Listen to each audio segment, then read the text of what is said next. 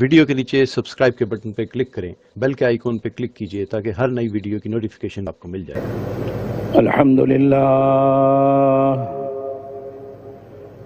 لله نحمده ونستعينه ونستغفره ونؤمن به ونتوكل عليه ونعوذ بالله من شرور أنفسنا ومن سيئات أعمالنا من يهده الله فلا مضل له ومن يضلله فلا هادي له ونشهد أن لا إله إلا الله وحده لا شريك له ونشهد أن سيدنا وحبيبنا وشفيعنا ومولانا محمدا عبده ورسوله صلى الله عليه وعلى آله وأصحابه وسلم تسليما كثيرا كثيرا أما بعد فأعوذ بالله من الشيطان الرجيم بسم الله الرحمن الرحيم إنما يعمر مساجد الله من آمن بالله واليوم الآخر وأقام الصلاة وآتى الزكاة ولم يخش إلا الله فعسى أولئك أن يكونوا من المهتدين أجعلتم سقاية الحاج وعمارة المسجد الحرام كمن آمن بالله واليوم الآخر وجاهد في سبيل الله لا يستوون عند الله والله لا يهدي القوم الظالمين صدق الله العظيم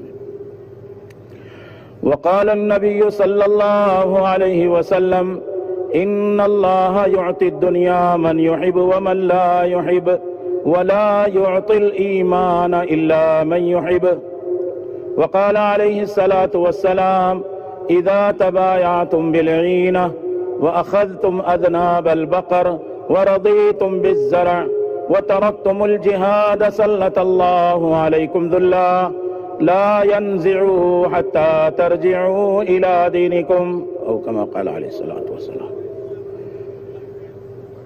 انتہائی قابل احترام بھائیوں، عزیزوں، دوستوں اور بزرگوں، اللہ جل جلالہ عم نوالہ کائنات کے ذرے ذرے کے براہ راست خالق اور مالک ہے، بنانے والا اللہ ہے اور اپنی قدرت سے بنایا ہے۔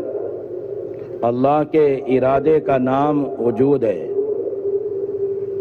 انما امرہ اذا اراد شیئا ان یقول له کن فیکون، اپنی قدرت سے بناتے ہیں۔ اس لیے اللہ کی ایک صفت خالق ہے۔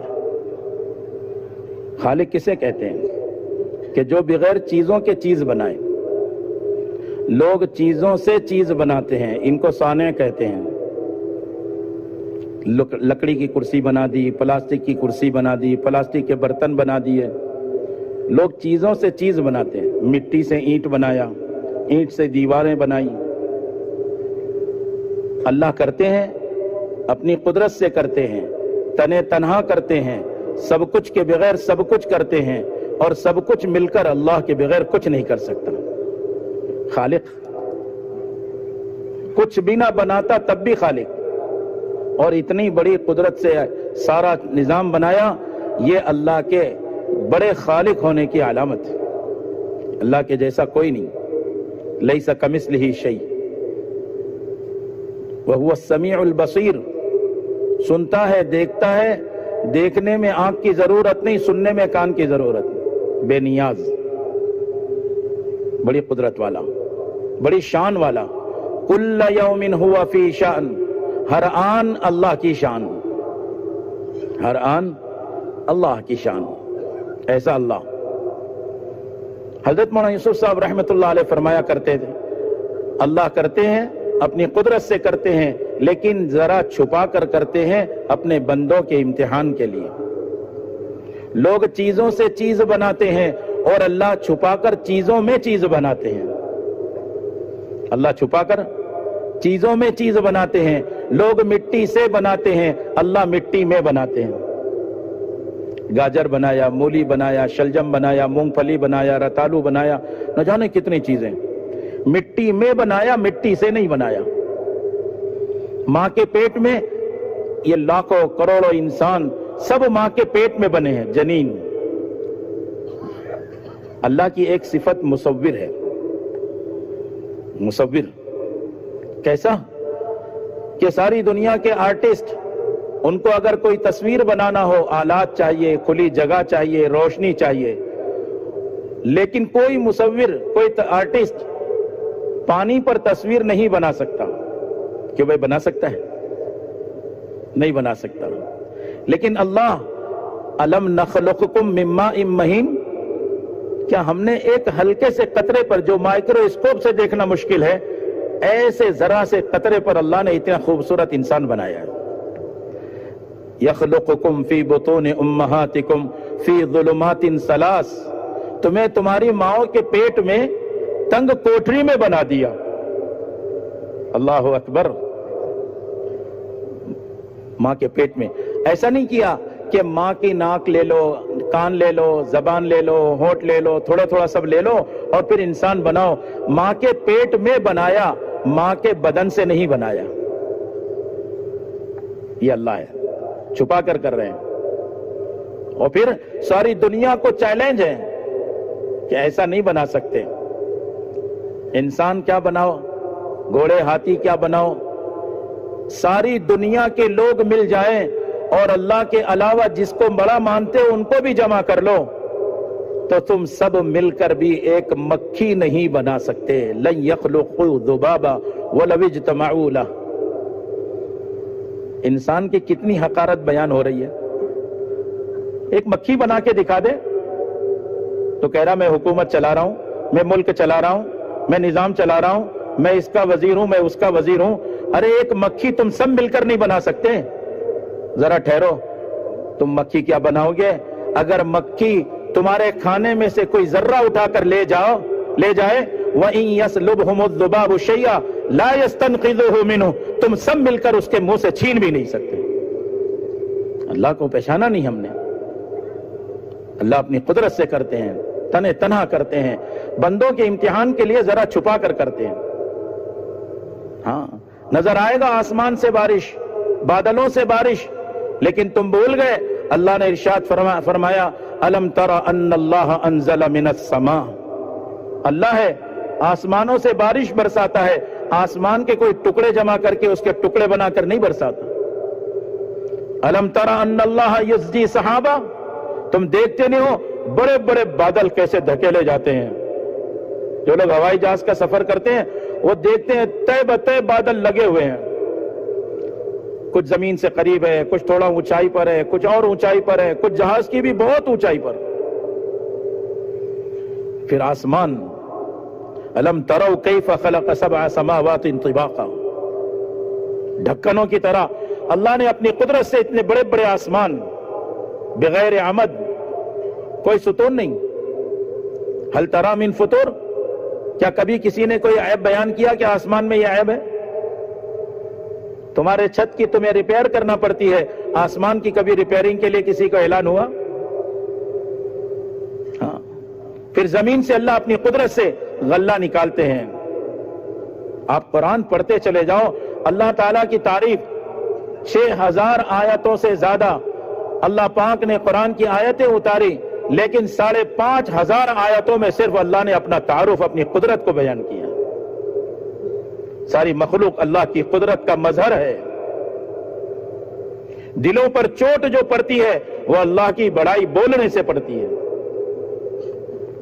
بھئی یہ صاحب انہوں نے یہ ڈگری لے لی، انہوں نے وہ ڈگری لے لی، وہ وہاں تک چلے گئے، وہ وہاں تک چاند تک چلے گئے۔ ارے مخلوق سے مخلوق تک گئے، لیکن مخلوق سے خالق تک تو نہیں گئے۔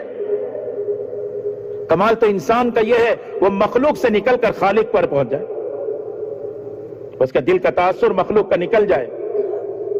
سب مخلوق، سب محتاج، لا ينفع ولا يضر، لا يملكون لانفسهم ضرا ولا نفع ولا يملكون موتا ولا حیاتا ولا نشورا۔ ارے ان کو ذرا بھی تو قدرت نہیں ہے کہ یہ وجود میں آ جائے۔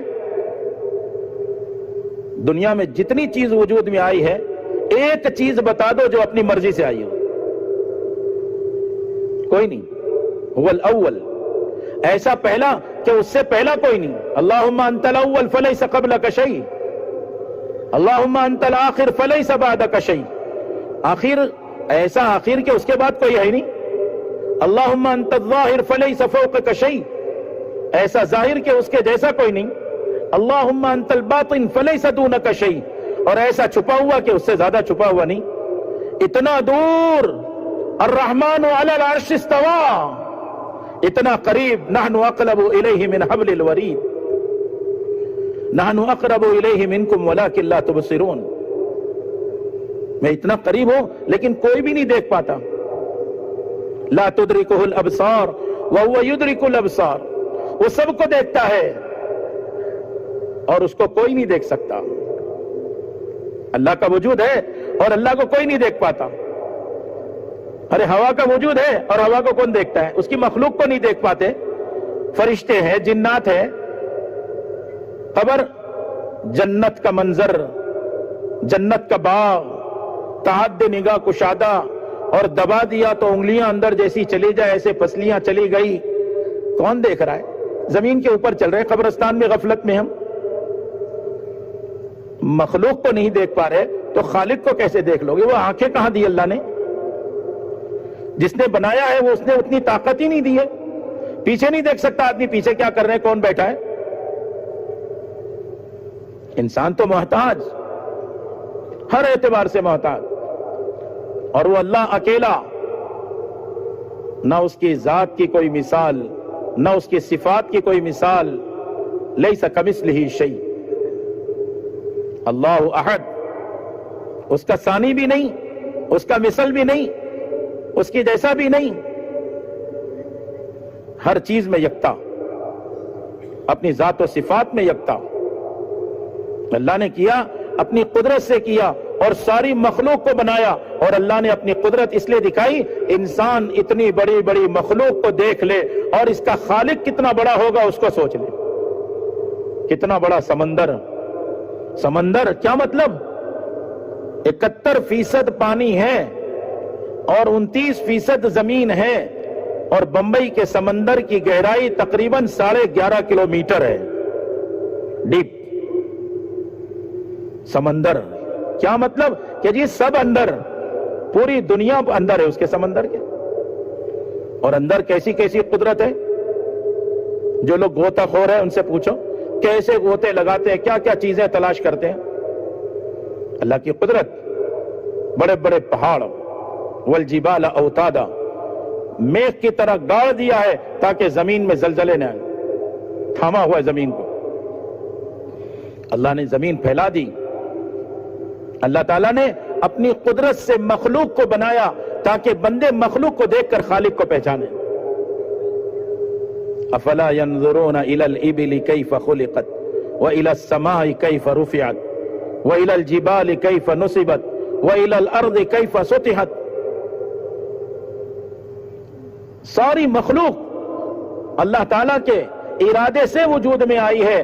بنانے والا وہ ہے تو باقی رکھنے والا بھی اللہ ہے. اللہ کی قسم، دنیا کے لوگ جو چاہے کرتے رہیں، جب تک اللہ چاہیں گے انسان کو باقی رکھیں گے. جس دن باقی رکھیں گے کوئی مار نہیں سکتا، اور جس دن ختم کرنا چاہیں گے کوئی روک نہیں سکتا. تم پلان بنا رہے ہو انسان کو ختم کرنا ہے، انسانیت کے دشمن بنے ہوئے ہو، اللہ کی قدرت کو نہیں جانتے. تمہاری ساری اسکیم فیل ہو جائے گی اگر تم نے اپنے رب کو ساتھ نہیں لیا. بڑے بڑے بادشاہ بنائے اللہ نے، فرعون اور نمرود کو، اور موقع دیا سینکڑوں سال کا، پوری دنیا پر حکومت کرو. انسان کو نعمت ملے تو اللہ کا شکر کرنا چاہیے، نہ کہ اس پر فخر کرے، گھمنڈ کرے. کہنے لگا الیس لی ملک مصر وہذہ الانہار تجری من تحتی افلا تبصرون. اللہ کی قدرت سے نہر جاری ہے اور اپنی ملکیت ظاہر کر رہا ہے. تو اللہ نے اسی پانی میں ڈبا کر دکھا دیا. فَالْيَوْمَ نُنَجِّيكَ بِبَدَنِكَ لِتَكُونَ لِمَنْ خَلْفَكَ آیا. ڈبایا، مارا اور اٹھا کے باہر پھینکا، اور قیامت تک کے لیے لوگوں کو نمونہ بنا دیا کہ دیکھو اس کو، انسان ہے، رب کی نعمتیں استعمال کر کے رب کا بڑا ناشکرہ ہے. تم ایسے ناشکرے مت بننا. اللہ کرتے ہیں اپنی قدرت سے کرتے ہیں. ہاں تنے تنا اللہ کر رہا ہے, باقی رکھنے والا اللہ ہے. اور پھر اپنی قدرت سے ایک دن سب کو ختم کرنا ہے, یہ اللہ نے پہلے سے ارادہ کیا ہوا. پیدا ہونے سے پہلے مرنے کا وقت لکھا ہوا ہے, انسان کو مرنا ہے. کل نفس ذائقۃ الموت, ہر جاندار کو موت کا مزہ چکھنا ہے. ایسے دنیا میں بد نصیب انسان ہے جنہوں نے خدا کی ذات کا انکار کیا, لیکن وہ بھی موت کا انکار نہیں کر سکے, کیونکہ مرنا ہے. کل من علیہا فان, ساری مخلوق کو ختم کریں گے اللہ. وَيَبْقَى وَجْهُ رَبِّكَ ذُو الْجَلَالِ وَالْإِكْرَامِ, باقی رہنے والی ذات صرف اللہ کی ہے. کل شیء ہالک الا وجہہ, ذرے ذرے کو ختم ہونا ہے. آسمان, زمین, پہاڑ, سمندر, جتنے بڑے بڑے جانور, پرندے, یہاں تک کہ انسان, جنات, فرشتے, جبرائیل کا نمبر آئے گا, اللہ کا عرش سفارش کرے گا, اے اللہ اس کو چھوڑ دے. اللہ ارشاد فرمائیں گے تو خاموش ہو جا, آج کے دن کسی کو نہیں بخشنا. نمبر آئے گا ملک الموت, کون باقی؟ کب کپا جائے گا, دہل جائے گا اس کا بھی دل. اے اللہ اوپر آپ کی ذات, نیچے تیرا غلام, کہا تو بھی مر جا. حدیث پاک میں لکھا ہے سارے انسان مر جائیں گے, 40 سال تک اسی طرح پڑے ہوئے ہیں. کوئی رونے والا نہیں, کوئی اٹھانے والا نہیں, کوئی نہلانے کفنانے, نماز جنازہ پڑھ کے دفنانے والا نہیں. 40 سال تک. 40 سال کے بعد ساری مخلوق اللہ اپنی قدرت سے اٹھا کر اعلان کریں گے, این الملوک, این المتکبرون, این الجبارون, لمن الملک اليوم. بتاؤ آج کے دن کس کی طاقت ہے, کون بادشاہ ہے, کہاں ہے وہ ظالم, کہاں ہے وہ جابر. سب خاموش. اللہ اعلان کریں گے للہ الواحد القہار, تنہ تنہ اللہ جو زبردست قدرت والا ہے, اس اللہ کی ملکیت ہے.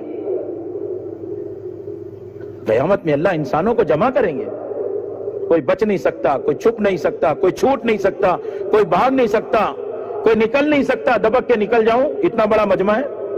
وَكُلُّهُمْ آتِهِ يَوْمَ الْقِيَامَةِ فَرْدًا, ایک ایک کو اللہ کے سامنے کھڑا ہونا ہے.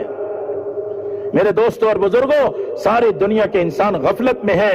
ہر آدمی کو مرنا ہے, قیامت میں اٹھنا ہے اور اللہ کے سامنے آنا ہے. ایسا اللہ ہے, زبردست قدرت والا. اس کا نامہ اعمال پیش کیا جائے گا. اقرا کتابک کفا بنفسک اليوم علیک حسیبا. پڑھے گا تو چیخے گا مالی ھذا الکتاب لا یغادر صغیرۃ ولا کبیرۃ الا احصاها. اے اللہ اس کتاب کو کیا ہو گیا, اس میں تو کوئی چھوٹی بڑی بات چھپی نہیں ہے, سب کچھ اس کے اندر آ گیا.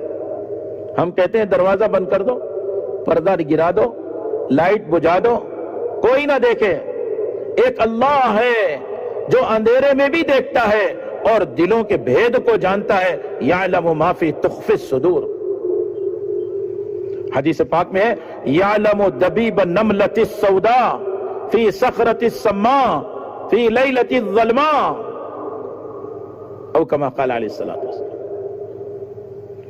کالی رات, اندھیری, گھٹا ٹوب اندھیرا, کالا پہاڑ, کالی چیٹی. پہاڑ پہ کیسے رہتا ہے سب, مٹی, دھول, پتے, اس میں کالی چیٹی چل رہی ہے. اللہ اس کے دل کے ارادے کو دیکھتے ہیں اور جانتے ہیں.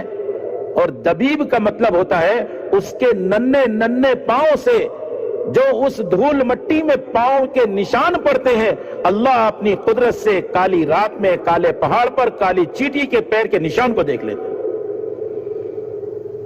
اللہ کی قدرت ہے. قیامت میں انسان کے ایک ایک چیز سامنے آئے گی. اب وہ چیخے گا, پریشان ہو جائے گا, لیکن اللہ اپنی قدرت سے اپنے بندوں کا فیصلہ کریں گے.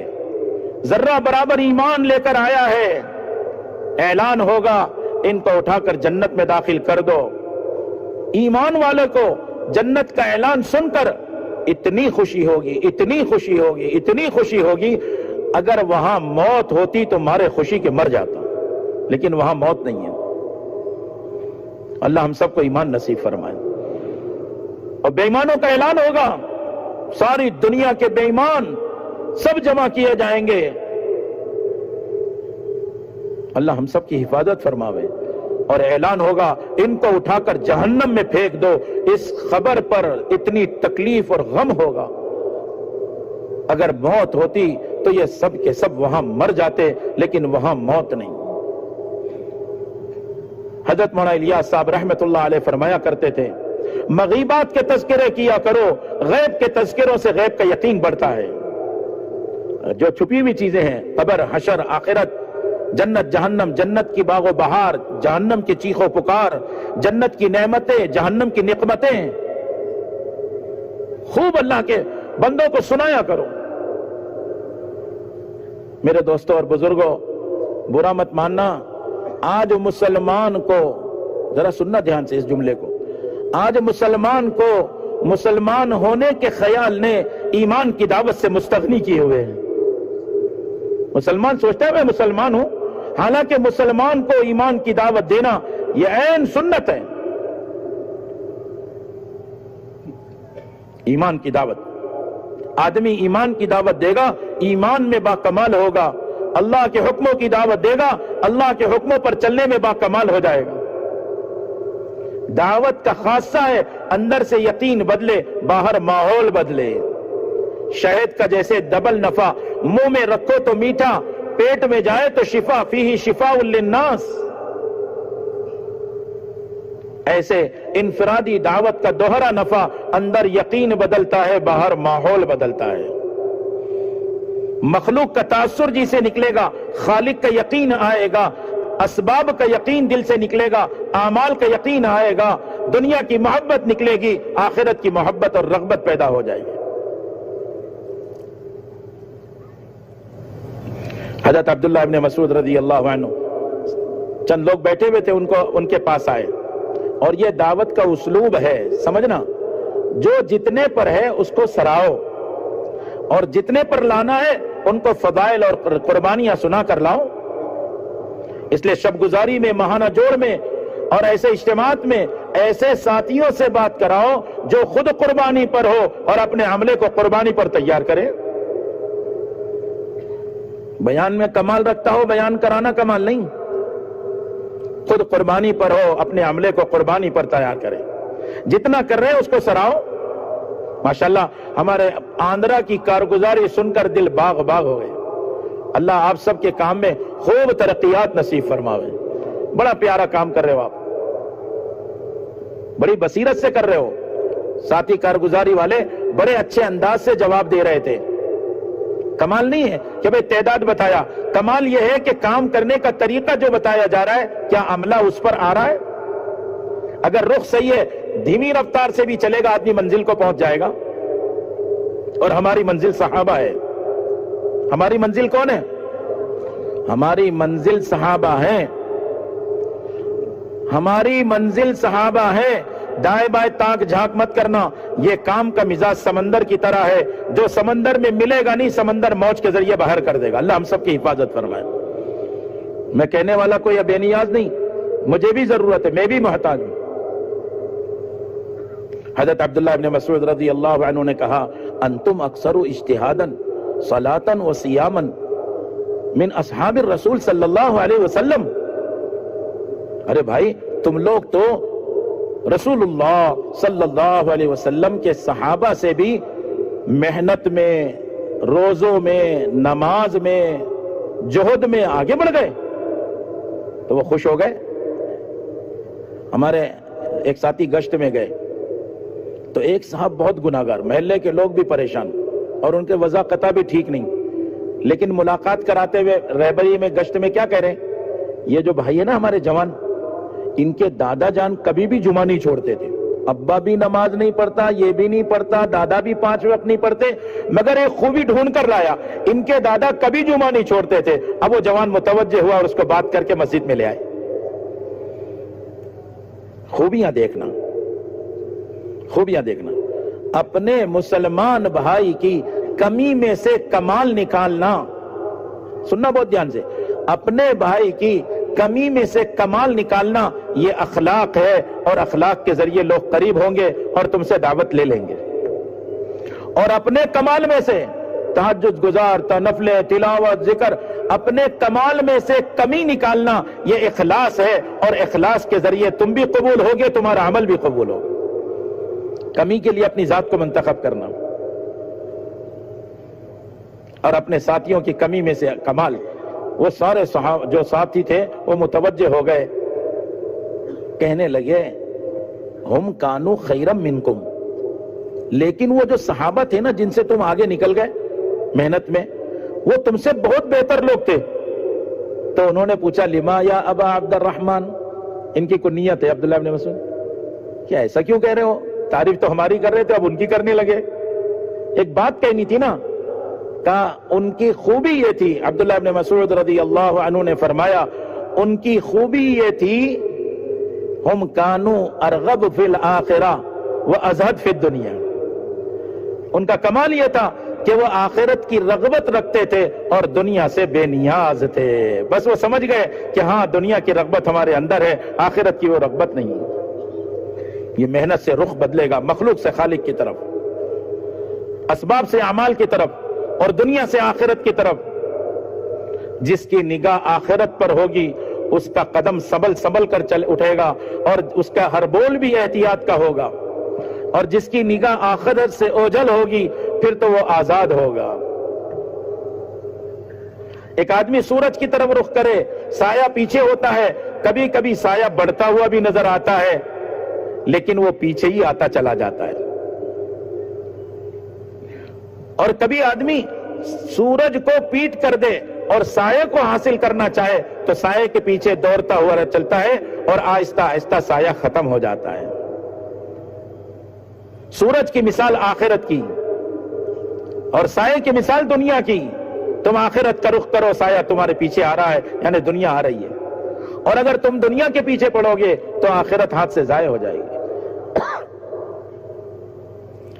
اس لیے اس محنت میں سب سے پہلی چیز اور بنیادی چیز، ہمارا ہر مسلمان بھائی دھیان سے سنے اس بات کو، اللہ کی مدد کے دو بڑے سبب ہیں، ایک انفرادی دعوت ہے، دوسرے آپس کی اجتماعیت ہے۔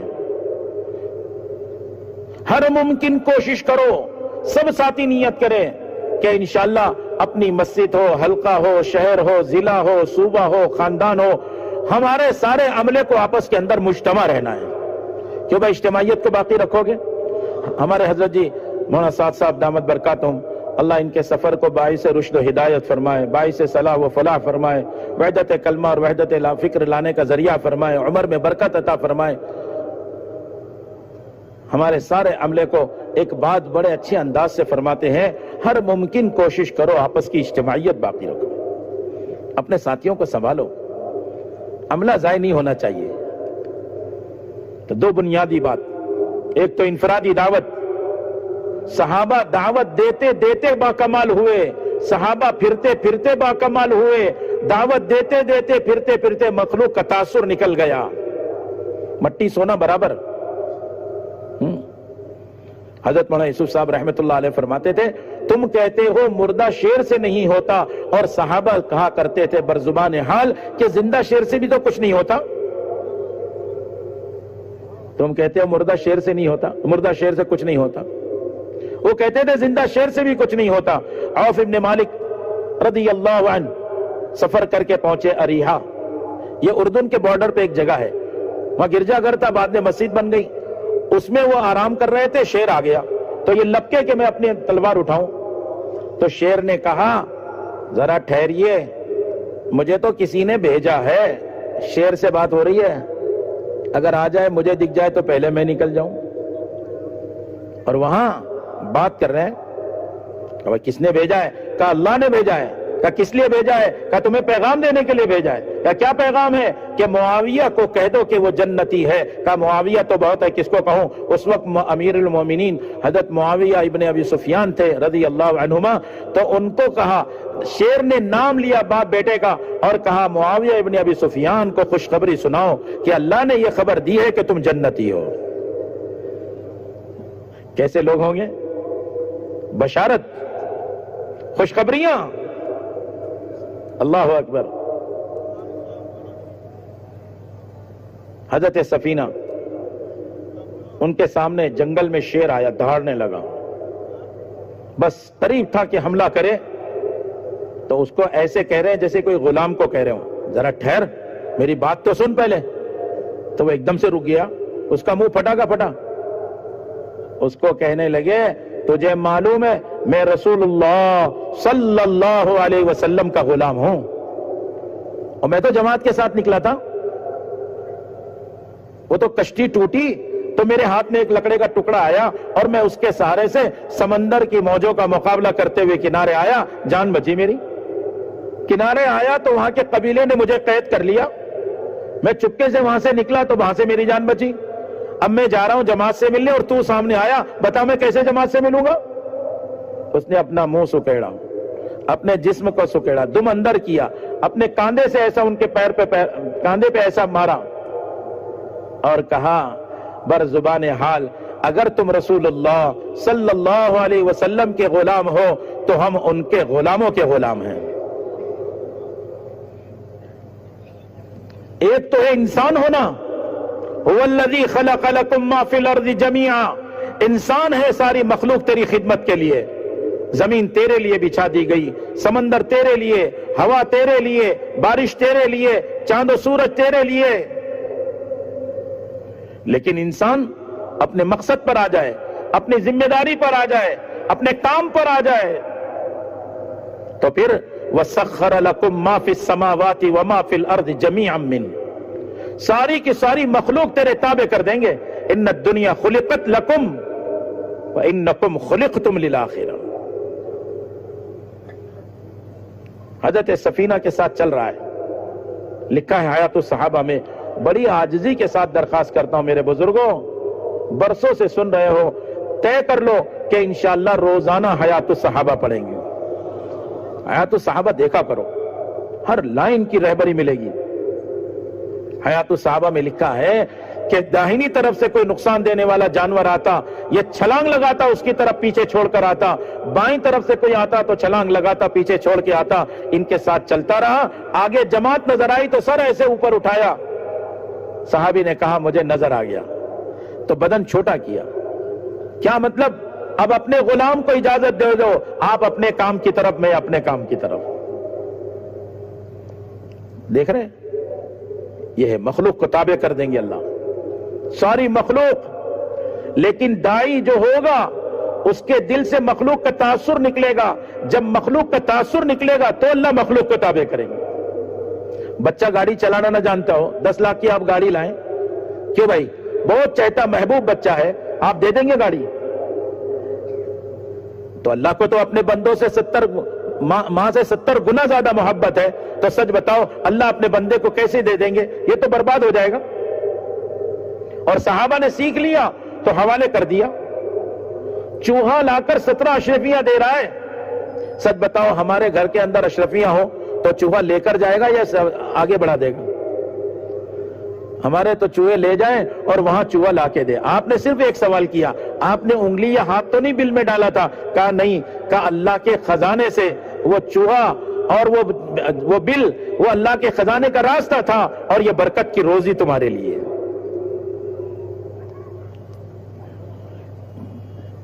جب تک ہر مسلمان مخلوق کا انکار کر کے خالق کا اقرار نہ کرے، مخلوق کا تاثر نہیں نکلے گا۔ یہ پہلی ذمہ داری۔ برا مت ماننا، للاسف بہت افسوس، بہت ہی یعنی درد کے ساتھ یہ بات میں عرض کرنا چاہتا ہوں، ہم دعوت میں ہیں، دعوت چھوٹی ہوئی ہے۔ کوئی پوچھے نا، ہم کہتے دعوت کی محنت میں، اور دعوت چھوٹی ہوئی ہے۔ پہلے کے لوگ سادے سیدھے ہوتے تھے۔ ہمارے ملک کے جو صدر تھے ان کو دعوت جو دیا تھا ایک ٹانگا چلانے والے نے دعوت دی تھی، ڈاکٹر ذاکر حسین صاحب، ایک ٹانگا چلانے والے نے دعوت دی. یہ نہیں دیکھا کہ یہ ملک کا وزیر ہے، یہ صدر ہے، میں کیسے ان کو دعوت دوں. مخلوق کا کوئی تعصب نہیں. بڑے بڑے بادشاہ کے دربار میں صحابہ جا کے دعوت دیتے تھے. مخلوق کا انکار کرنا سیکھیں. کسی سے کچھ نہیں ہوتا یہ تو کہنا آ گیا، یہ بھی کہنا سیکھ لو مجھ سے بھی کچھ نہیں ہوتا. ذرا بولو سب، ذرا مشکل لگ رہا ہے نا. ابھی آئے گا امتحان کا آلہ تشکیل کے وقت میں، پھر کون کہے گا کہ مجھ سے بھی کچھ نہیں ہوتا، میں جا رہا ہوں نقد. ابھی اور سن لو. صحابہ کے دل کے اندر یہ بات تھی، مخلوق کا کوئی تاثر نہیں، اس لیے کہ مخلوق کا انکار کرتے. ٹھانٹے مارتا ہوا سمندر ہے. علاء ابن حضرمی اور سعد ابن ابی وقاص رضی اللہ عنہما کی جماعتیں، مختلف واقعات آپ کو ملیں گے آیات و صحابہ. سمندر ٹھانٹے مارتا، کہتے ہیں اس دن اور طغیانی پر تھا. کبھی کبھی سمندر کی موجیں بہت اونچی ہوتی ہیں، لیکن کہہ رہے ہیں کہ یہ ہمارے گھوڑوں کی ٹاپ کو بھی پانی نے ڈبایا نہیں. اندازہ کرو، مخلوق کو تابع کر دیا ہے نا، تو پانی بھی تو مخلوق ہے. جہاں موسیٰ علیہ السلام کی لاٹھی سے اللہ نے 12 راستے نکالے، اللہ نے صحابہ کے لیے سمندر کے اوپر راستے بنا دیے. جماعت میں کہتے ہیں نا جوڑی بنا کر چلو، سیکھتے سکھاتے چلو. حضرت سعد اور حضرت سلمان فارسی رضی اللہ عنہما دونوں ساتھ میں جوڑی بنا کر چل رہے ہیں اور اللہ کی قدرت اور اللہ کی بڑائی بیان کر رہے ہیں. آپ دیکھو واقعات ملیں گے جوڑیاں بنا کر چلنا. حضرت سلمان نے ایک بات پوچھی، حضرت سعد رضی اللہ تعالیٰ عنہ نے سلمان سے پوچھی کہ سلمان بتاؤ کیا کریں، کیا خیال ہے؟ سامنے ٹھاٹے مارتا ہوا سمندر ہے.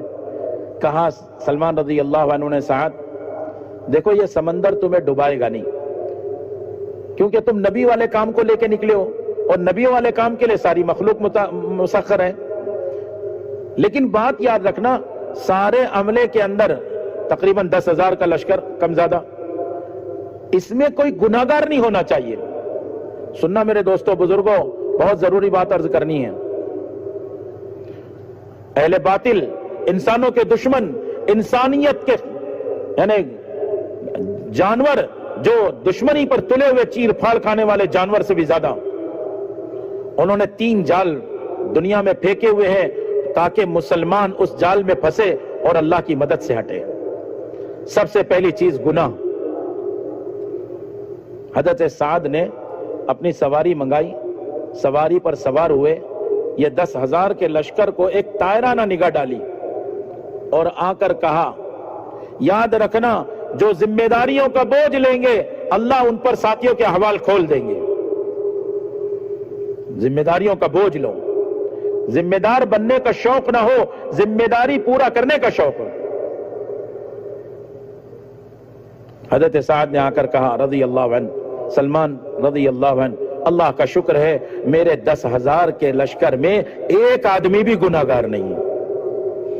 خالی زبانی نہیں کہنا تھا، یہ سامنے سمندر بھی ہے، ابھی پتا چل جائے گا. تو کہا پھر ڈالو سمندر میں گھوڑے، یہ سمندر نہیں ڈوبائے گا. یہ لشکر چل رہا ہے سمندر کے اوپر. 2 واقعے ہوئے. ایک صاحب کی لگام جو گھوڑے کی تھی وہ ہاتھ سے چھوٹی اور وہ تیزی سے، گھوڑے بھی بڑے مست ہو کر چل رہے تھے، یہ نیچے گرے. تو جو جوڑی دار تھا انہوں نے فوراً گھوڑے کی لگام ان کی طرف پھینکا، انہوں نے اس کو پکڑ لیا اور وہ اوپر تیرتے ہوئے کنارے تک آ گئے. دوسرا واقعہ ہوا، ایک صاحب کے پاس پیالہ تھا پانی کا، اس کے لول رسی کچھ کچی ہوگی، اللہ کے حکم وہ سمندر میں گر گیا. تو پڑوسی جوڑی دار نے تسلی دی، میں دیکھو بتا رہا ہوں جوڑیاں بنا کے چلتے تھے، انہوں نے تسلی دی تقدیر کا تیر تیرے پیالے کو لے گیا، جتنے دن مقدر میں تھا، لیکن مسلمان کا گمان اللہ کے ساتھ بھی اچھا ہو اور اللہ کے بندوں کے ساتھ بھی اچھا ہو. نیت کرو ہم اپنے دلوں کو صاف کریں گے. اللہ اکبر، کیا دل میں گمان کی طاقت، کیا طاقت تھی. وہ صحابی جن کا پیالہ گیا کہنے لگے اس مجمع میں سب کا پیالہ سمندر لے سکتا ہے، میرا پیالہ اللہ اس سمندر میں نہیں ڈوبنے دیں گے۔ یہ دونوں ابھی کنارے پہنچے بھی نہیں، ان کے پہلے ایک موج آئی اور ان کے پیالے کو ان کے آگے پھینک دیا۔ یہ واقعہ علی ابن حضرمی کی جماعت میں ایک واقعہ ہوا، کہنے لگے ہم اتنا تیز جذبے سے گھوڑے دوڑا رہے تھے اور وہاں جہاں ہمارے گھوڑے کو تھکاوٹ ہوتی ہم رکنا چاہتے تو سمندر میں سے ٹیلا نمودار ہوتا اور ہمارا گھوڑا اس پر اطمینان سے کھڑے ہو کر سانس لے لیتا، جب سستا لیتا پھر ہم چلتے تو پلٹ کر دیکھتے تو ٹیلا اندر چلا جاتا۔ ہم نے اس دن کا نام ٹیلوں کا دن رکھ دیا، ٹیلوں والا دن یاد کرتے تھے۔ ایسا اللہ کی قدرت ہے۔ صحابہ پھرتے اور دعوت دیتے باکمال ہوئے۔ مخلوق کا انکار کرنا سیکھنا پڑے گا۔ دکان سے نہیں ہوتا، تجارت سے نہیں ہوتا، عہدے سے نہیں ہوتا، ڈگری سے نہیں ہوتا، ملک و مال سے نہیں ہوتا، وزارت تجارت زراعت سے صنعت حرفت سے نہیں ہوتا۔ سب کا انکار کرنا ہے اور اپنی ذات کا بھی انکار کرنا ہے، مجھ سے بھی نہیں ہوتا۔ ایک اللہ ہے جو سارا نظام چلانے والا، اللہ سے ہوتا ہے، اللہ ہی سے ہوتا ہے، اللہ ہی کرتے ہیں۔ اتفاق سے ہو گیا اور یوں ہو گیا، اور میں نے یوں کیا تو یوں ہو گیا۔ ایک صحابی فرماتے تھے کوئی یوں کہے کہ یوں کرنے سے یوں ہو گیا، اس سے اچھا تھا کہ آگ کا انگارہ اپنی زبان پر رکھ لیتا یہ کہنے سے کہ یہ کہنا تو بہت زیادہ اس سے بھی سخت ہے۔ اب سوچو زبان پر تکلیف کتنی ہوگی انگارہ رکھنے کی، اس سے زیادہ سخت کام تو نے کر لیے۔ میرے دوستوں اور بزرگوں، دعوت میں سب سے پہلے مخلوق کا انکار کرنا سیکھنا ہے، روزانہ کا کام ہے یہ۔ ہمارے حضرت فرماتے ہیں اگر آپ نے 8 گھنٹہ مخلوق کو دیا ہے، پڑھنے گئے کالج یونیورسٹی میں، آفس میں گئے، جاب پر گئے، تجارت پر گئے، کھیتی باڑی گئے، نوکری ہے، جس شعبے میں ہے، آپ نے جتنے گھنٹے ان شعبوں کو دیا ہے کم سے کم اتنے گھنٹے مسجد کو دے دو۔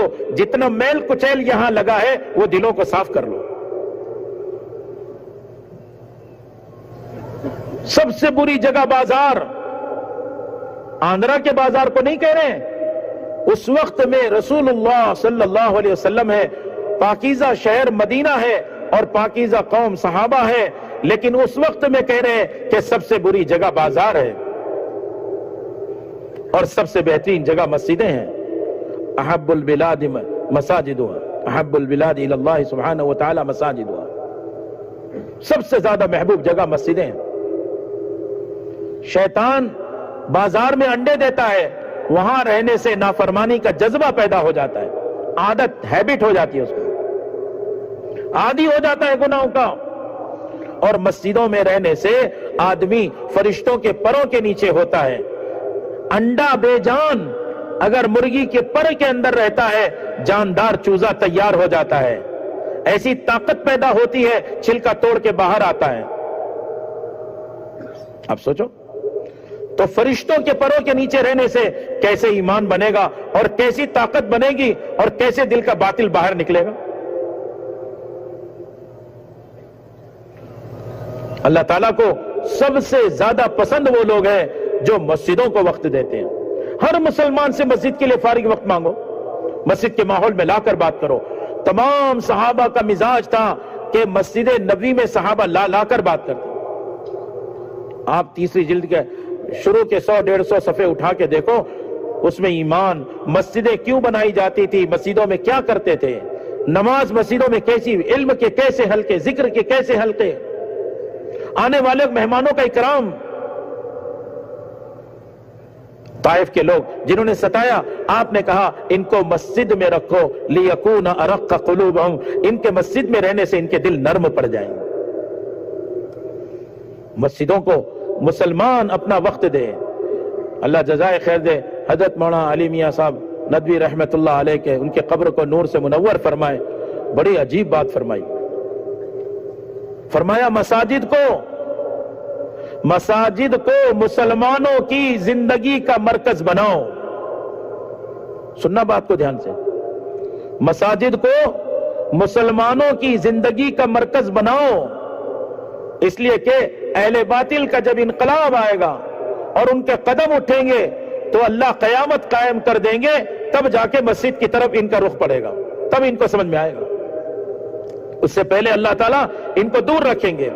مسلمان کی حفاظت کی جگہ مسجد ہے، فتنوں کا دور ہے، اگر 3 چیز پر اپنے آپ کو جمع لیا اللہ تمام فتنوں سے بچائیں گے۔ اجتماعیت کے ساتھ رہو، جماعت کے ساتھ چمٹے رہو، مسجد کو لازم پکڑو اور سادہ رہو،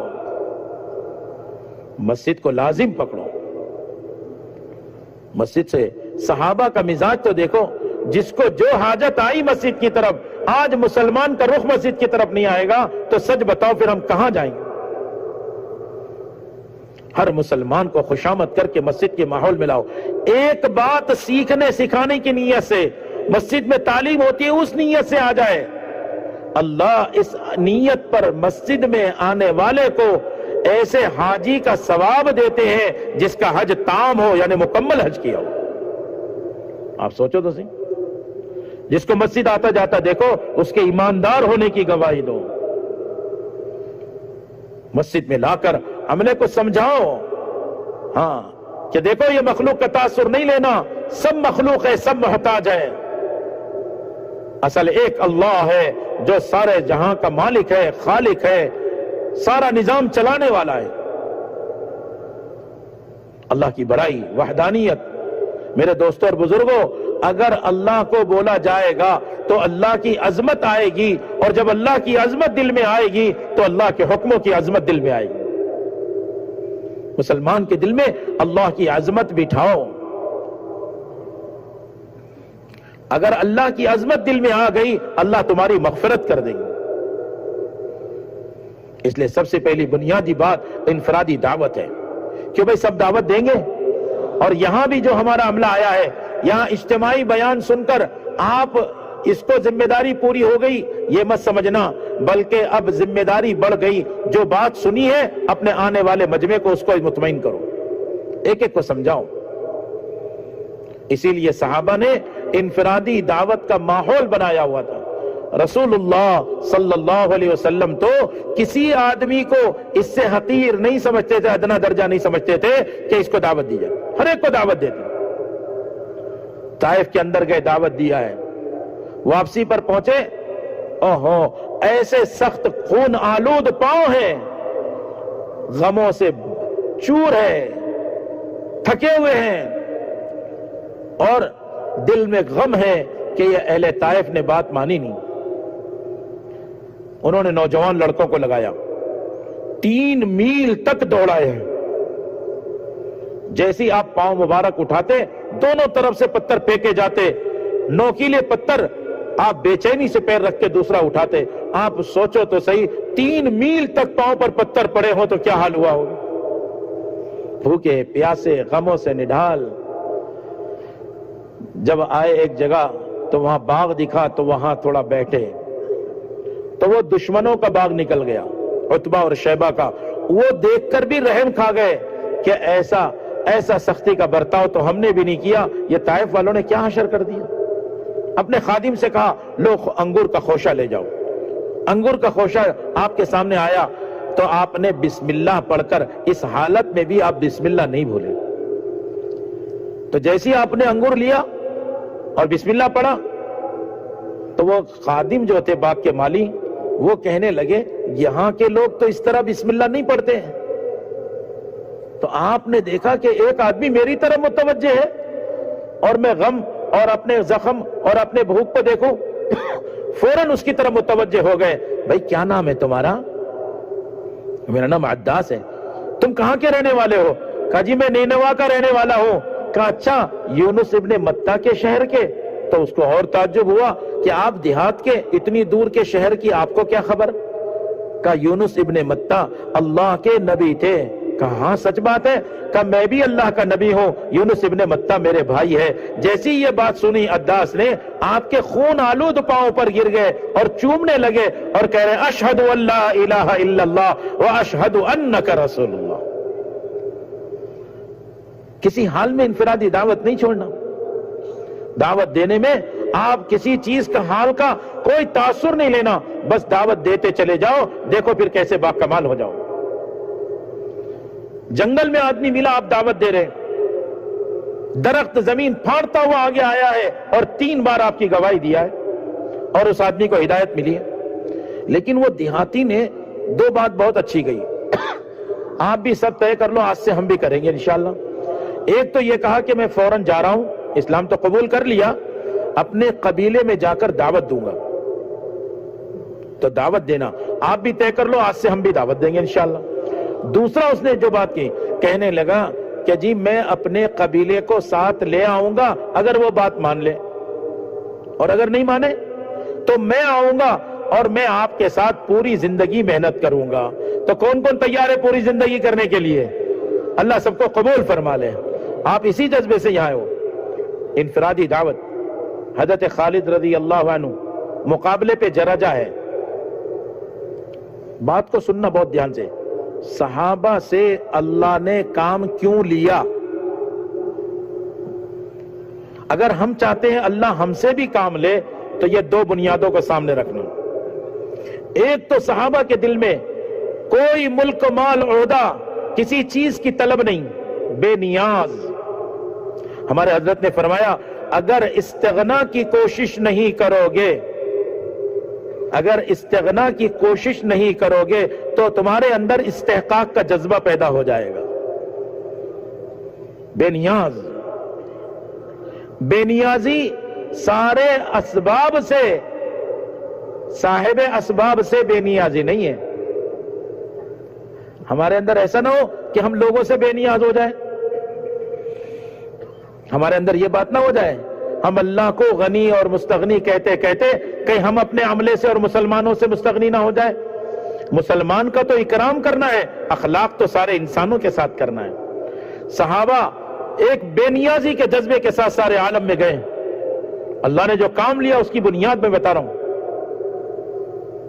بے نیاز، کوئی چیز نہیں چاہیے اور کسی چیز کا تاثر بھی نہیں تھا، جیسے کسی چیز کی لالچ نہیں تو کسی چیز کا خوف بھی نہیں۔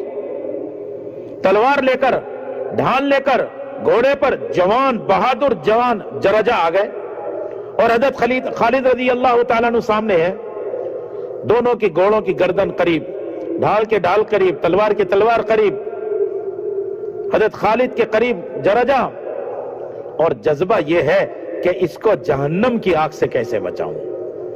ادھر بھی لشکر، ادھر بھی لشکر، فوج تیار ہے۔ اوہو کیا جذبہ تھا صحابہ کا، ایک تو استغنا اور دوسرے جو کام لینے کا جو سبب ہے، اذیت دینے والوں کے لیے بھی انتقام کا جذبہ نہیں تھا، اذیت دینے والوں کے لیے بھی ہدایت کا جذبہ تھا۔ یہ 2 بنیادیں۔ ہمارے حضرت فرمانے لگے اللہ اذیتوں سے گزار کر عزتوں کی منتہا پر پہنچاتے ہیں۔ اذیت تکلیفوں سے گزارا جاتا ہے تب عزتوں کی بلندیوں پر پہنچایا جاتا ہے۔ اذیت دینے والے کے لیے ذرہ برابر بھی انتقام کا جذبہ نہیں ہونا۔ حضرت مولانا الیاس صاحب رحمت اللہ علیہ فرماتے تھے اذیت دینے والوں کے طرف سے ہمارے کو تکلیفیں کی انتہا ہو جائے لیکن ہمارے دل میں ذرہ برابر بھی انتقام کا جذبہ نہیں، چاہے ہماری قوم مسلمان ہو، چاہے ہمارے ملک کے حکمراں ہو اور چاہے دوسری قوم ہو، ہمارے دل میں ان کے لیے انتقام کا جذبہ نہیں، چاہے اذیت دے رہے ہمارے دل میں ان کے لیے ہدایت کا جذبہ ہونا چاہیے۔ صحابہ سے کام لینے کا یہ حضرت مولانا الیاس صاحب رحمت اللہ علیہ فرماتے تھے ذرہ برابر بھی انتقام کا جذبہ ہوگا اللہ تم سے ہدایت کا دعوت کا کام نہیں لیں گے۔ میرے محترم، ہمارے حضرات صحابہ اور رسول اللہ صلی اللہ علیہ وسلم نے جو دشمنوں کے ساتھ، قاتلوں کے ساتھ برتاؤ کیا ہے، آج ہم اپنے اپنوں کے ساتھ وہ برتاؤ نہیں کر پا رہے۔ قیامت کی علامت ہے، چچیرے بھائی سے قرضہ مارو گے ہوگا لیکن نہیں دے گا۔ دلوں کو صاف، کوئی چیز کی لالچ نہیں، کسی چیز کا خوف نہیں، یہاں تک پہنچنے کے لیے انفرادی دعوت ہے۔ صحابہ پہنچتے تھے اور دعوت دیتے تھے، دل میں جذبہ تھا کہ یہ آئے تو تکلیف دینے اور ہم ان کو جو ہے جہنم کی آگ سے بچائیں۔ اب بات اس سے کر رہے ہیں بھائی ہم تم سے جنگ کرنے تھوڑی آئے ہیں، تو سچ بتاؤ گھوڑے پہ سوار، تلوار، ڈھال، فوج، تو اس کو کیا کہیں گے؟ جنگ نہیں کرنا ہے؟ لیکن جذبہ کیسا پاک، چاہے شکل ایسی. تو وہ بڑے تعجب سے جراجا جو بڑے کمانڈر سپہ سالار، کیا بات ہے، کیسے کہہ رہے ہو آپ جنگ کرنے نہیں آئے؟ کہا جی ہم تو آپ کو جہنم کی آگ سے بچانا چاہتے ہیں جو بڑی دردناک ہے. کہا وہ کیا ہوتی ہے؟ کہا اگر تم اسی طرح بے ایمانی کی حالت میں رہے اور موت آ گئی تو پھر اٹھا کر جہنم میں پھینکے جاؤ گے، ہمیشہ جلو گے. ہمیں درد ہے کہ وہ جہنم کی آگ میں تم نہ جاؤ. اللہ ہمیں صحابہ والا جذبہ نصیب فرما دے. ہم تو بھول گئے اپنے سبق کو، اپنے مقصد کو. تو اس نے کہا کیا کرنا ہوگا؟ کہا کچھ نہیں، میرے خیمے میں چلو، ابھی بات ہو جائے گی. کہا اتنا آسان ہے؟ کہا ہاں. چلتے چلتے نماز سکھا دی، پاکی سکھا دیا. ہاں جی، الطہور شطر الایمان اور نماز دونوں چیز چلتے چلتے سکھا دی. خیمے میں گئے، غسل کیا، 2 رکعت صلاۃ الشکر اسلام کی، انہوں نے اسلام قبول کیا ہے، 2 رکعت پڑھی. ظہر تک اتنے مشغول رہے کہ ظہر کی نماز پڑھنے کا موقع نہیں آیا اور جراجا مسلمان کے طرف سے گئے اور شہید ہو گئے. یہ جب داعی کے دل میں خیر خواہی کا جذبہ ہوتا ہے نا، پھر اس داعی کا اثر پڑتا ہے.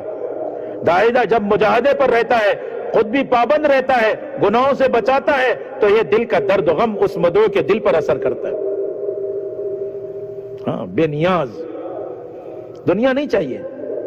حضرت مغیرہ ابن شعبہ رضی اللہ عنہ پہنچ گئے رستم کے دربار میں. اس نے پوچھا کیوں آئے ہو؟ کیوں آئے؟ یہ سارا تخت و تاج، ملک و مال، سونا خزانہ سب ہمارا ہے، ہم لینے کے لیے آئے. اس نے کہا تمہارا کیسے ہو گیا؟ کہا ہمارے نبی نے خبر دی ہے. کہا تمہارے نبی کو کیا خبر؟ کہا ان پر اللہ نے قرآن اتارا ہے، قرآن میں اللہ نے فرمایا وعد اللہ الذین آمنوا منکم وعملوا الصالحات لیستخلفنہم فی الارض. اللہ نے وعدہ کیا ہے جو ایمان اعمال کی محنت کریں گے ساری زمین کی خلافت، وزارت، بادشاہت ان کو دے دیں گے، ان کے حوالے کر دیں گے. تو ہم یہ محنت کر رہے ہیں، ہمارا ہے. تو گھبرا کے وزیر کہنے لگا رستم اگر ہم اسلام قبول کر لیں تو پھر تو سارا سب کچھ تمہارا ہے، کچھ نہیں، ہم چھوڑ کے چلے جائیں گے. تو دشمن کہہ رہا ہے ایسا مذہب اسلام تو بہت اچھا مذہب ہے. بات سمجھ میں آ رہی؟ دشمن بھی کہنے پر مجبور ہو گیا کہ ایسا اسلام مذہب تو اچھا ہے، کیونکہ صحابہ کے دل میں لینے کا جذبہ نہیں تھا، وہ تو دعوت دینے کا بہانہ تھا. تو اس نے پیترا بدلا، اگر ہم اسلام قبول نہ کرے تو؟ کہا اچھا اگر اسلام قبول نہیں کرو گے تو پھر ہم تمہارے ملک میں رہیں گے، تمہارے مالداروں سے لے کے تمہارے غریبوں پر لگا دیں گے. کہا یہ بھی بہت اچھی بات ہے. دیکھ رہے صحابہ کی دعوت سے دشمن بھی مانوس ہو جاتا، قریب آ جاتا، اور ہمارے مذاکرے سے تو اپنا بھی دور چلا جاتا ہے. ہم ایسے تان تش نہیں کرتے، لوگوں کے 3 دن نہیں لگتے. ارے تم کون سے ٹھیکیدار ہو؟ تمہارے لگ رہے تو تم اللہ کا شکر ادا کر کے قبول کراؤ نا. باقی خوشامد تو جان دینے کی کرنا ہے، 3 دن کیا؟ ایسی بات صحابہ کی. صحابہ جہاں بھی جاتے تھے نا تو وہاں والوں کو مطمئن کرتے تھے، بات سے سمجھاتے تھے، ایسی محنت کرتے، جم کر ٹک کر. اللہ معاف کرے ہماری جماعتوں کی کارگزاری کہ بھئی چلہ میں پورا ضلع ڈھونڈ لیا اور 4 مہینے میں 2 3 صوبے پھر لیے. ایسے تھوڑی کام ہوتا ہے. صحابہ جہاں جاتے تھے جم کر ٹک کر کام کرتے تھے، ان کی معاشرت بدل دیتے تھے، رہن سہن، ان کا حلیہ طور طریقہ بدل دیتے. یہاں تک کہ صحابہ جہاں گئے ان کی زبان بدل گئی. آج بھی افریقہ کے ملکوں میں جاؤ ان کی زبان کچھ اور تھی، لیکن ان کے جانے سے اور جم کر ٹک کر کام کرنے سے ان کی زبانیں عربی ہو گئی. آپ جا کے دیکھو صحابہ نے ایسے جم کے کام کیا. حضرت مغیرہ ابن شعبہ گئے رضی اللہ عنہ. کہا کیوں آئے ہو؟ کہا کیوں آئے ہو کہتے ہو؟ ہم آئے تھوڑی، اللہ نے ہمیں تمہاری طرف بھیجا ہے. یہ تھا جس کو جہاں رکھا ہے اللہ نے اپنے کام کے لیے اور اپنے تعارف کے لیے رکھا ہے. طے کر لو جس ضلع میں ہو، جس منڈل میں ہو، جس حلقے میں ہو، جس مسجد محلے میں ہو، یہ طے کر لو کہ ہمیں اللہ نے وہاں کام کے لیے رکھا ہے. کمانا منع نہیں ہے، حاجتیں پوری کرو. استنجا آئے تو استنجا کرے، بھوک لگے تو کھانا کھائے، نیند آئے تو سو لے، نہانے کی ضرورت ہے نہ لے. لیکن کوئی سمجھدار کہے کہ بار بار غسل خانے میں آنا پڑتا ہے، یہیں قیام کر لو، کیوں بھائی بہت عقل مند کہلائے گا؟ تو دنیا کا بھائی دنیا کیوں کماتے ہیں اور دنیا کمانے کے لیے کیوں کہا گیا؟ بہت دھیان سے سننا. جیسے لباس بدن کے عیب کو چھپانے کے لیے ہے، مسلمان کی حاجتوں کو مخلوق سے چھپانے کے لیے حلال کمائی ہے. حلال کمائی حاجتوں کے پورا کرنے کے لیے نہیں ہے. ہماری حاجتیں پوری کرنے والا کون ہے؟ ارے بولو نا، ایک اللہ ہے جو سب کی حاجتوں کو پورا کرتا ہے. حلال کمائی کمانا ہے، حلال کمائی عبادت ہے، ہاں، لیکن حلال پر تو حساب ہے اور حرام پر تو عذاب ہی عذاب ہے. حلال کما کے خوش ہو رہے ہیں، حاجتیں پوری کرنے والا اللہ ہے.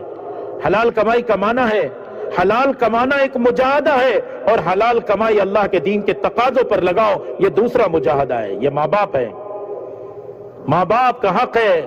ماں کے قدموں کے نیچے جنت ہے، باپ جنت کا دروازہ ہے. بیوی بچوں پر خوش دلی سے خرچ کرو گے، قیامت میں سب سے پہلے نامہ اعمال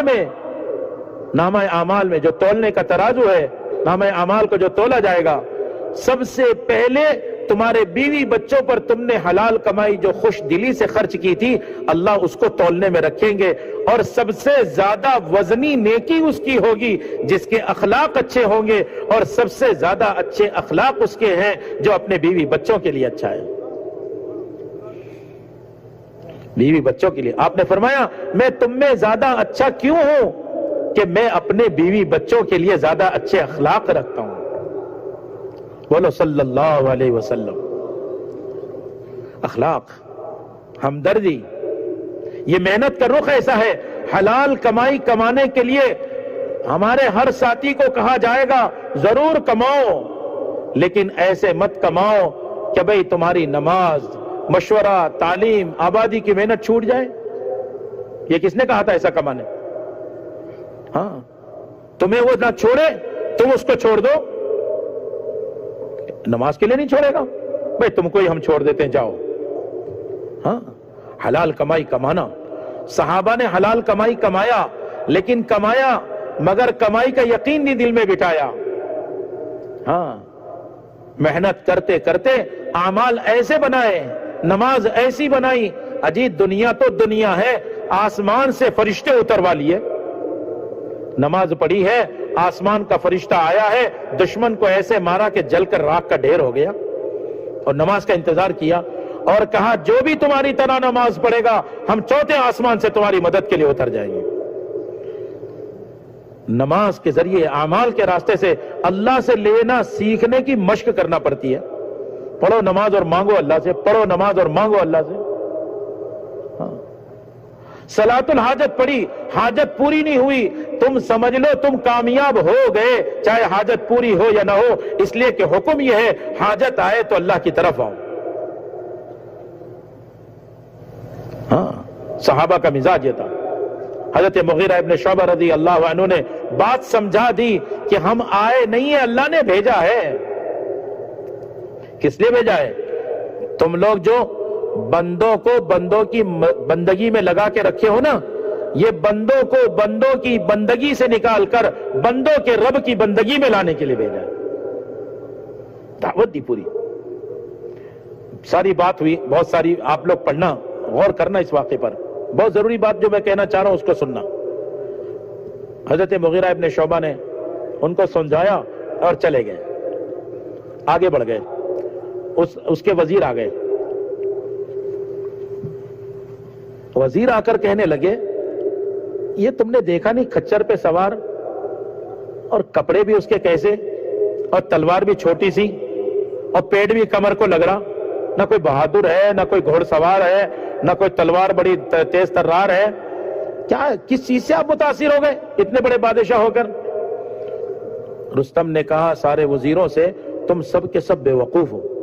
یہ عرب ہے، یہ کھانے کو نہیں دیکھتے سادہ جو ملتا ہے کھا لیتے ہیں. یہ سواری نہیں دیکھتے جو ملتی ہے سوار ہو جاتے ہیں. یہ مجاہدہ کرنے والے لوگ ہیں. تم نے اس کے لباس، کھانے، سواری، تلوار کو دیکھا، اس کی بات کے وزن کو نہیں دیکھا. کرسی پہ بیٹھا ہوا تھا، کہنے لگا مجھے اس کی بات میں रबी इब्न आमिर रजी अल्लाह अन्हु की बात में इतनी ताकत महसूस हो रही है कि मेरे कुर्सी के नीचे की जमीन गोया कि उसके कब्जे में चली गई। दाई की बात का रौब होता था, क्यों? कि मखलूक का तासुर नहीं था। दाई ऐसा होता है। मगर कब? अगर दाई अपने मस्जिद के माहौल में अपने मस्जिद से मुतालिक बनकर मेहनत नहीं करेगा तो फिर ये दाई चाहे कहीं भी जाए ये कहीं ना कहीं ठोकर खा के गिर जाएगा। हर मुसलमान का ताल्लुक अपनी मस्जिद से हो।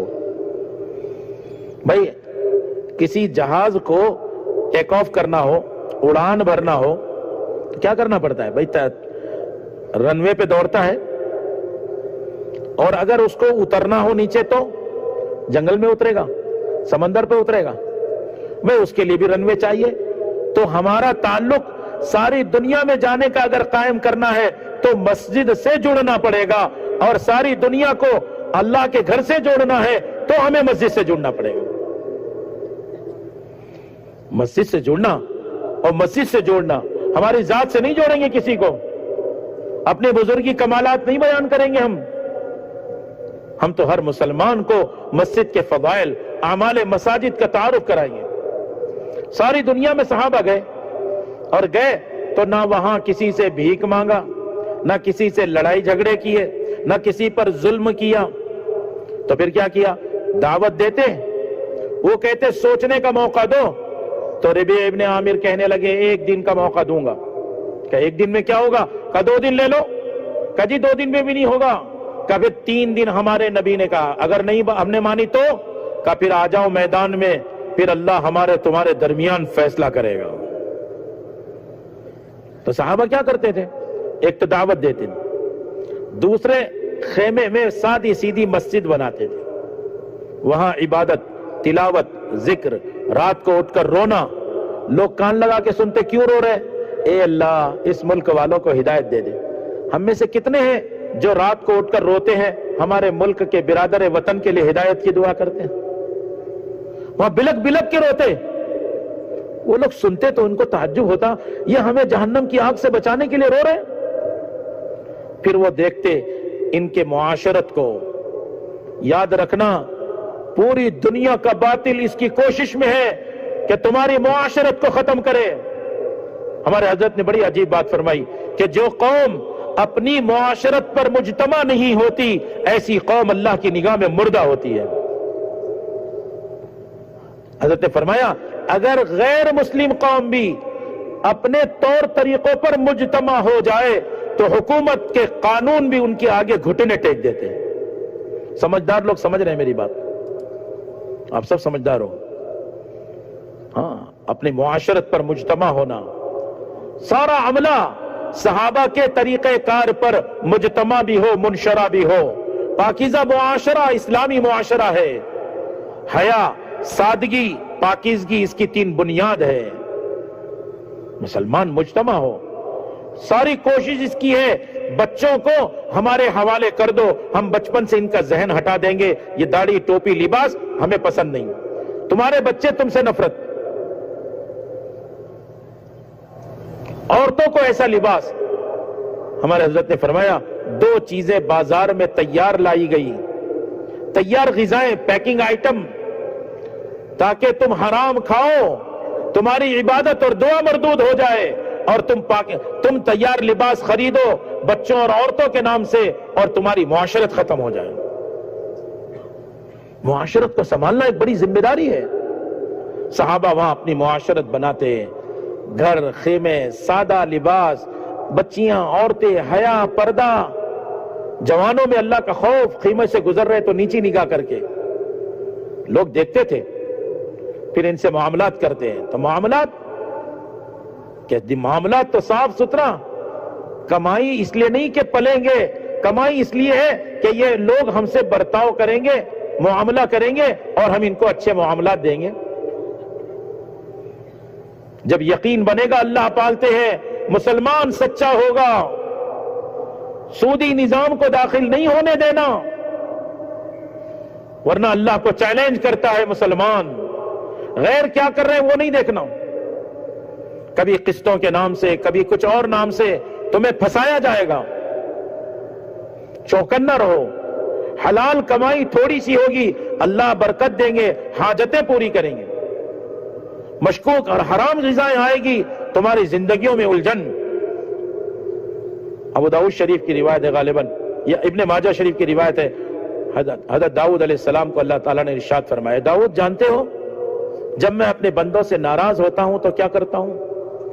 कि ऐ दाऊद, मैं बारिश को सैलाब की शक्लों में लाता हूं, इनकी फसलों को उजाड़ देता हूं, इनकी चीजों को महंगा कर देता हूं, इन पर जालिम मुसल्लत कर देता हूं। अमालुकुम अमालुकुम, हुक्मरानों को बुरा नहीं कहना, हुक्मरानों के दिल मेरे कब्जे में, अल्लाह ताला इरशाद फरमा रहे। अल्लाह जैसे चाहेंगे फेरेंगे। का दाऊद अलैहिस्सलातु वस्सलाम, जब मैं राजी होता हूं तो बारिश को कतरों की शक्ल में लाता हूं, फसल बागो बहार में बना देता हूं और चीजों को सस्ता कर देता हूं, और मैं इन पर ऐसे हाकिम लाता हूं जो इनकी खिदमत में लग जाते हैं, इनकी मोहब्बत में लग जाते हैं।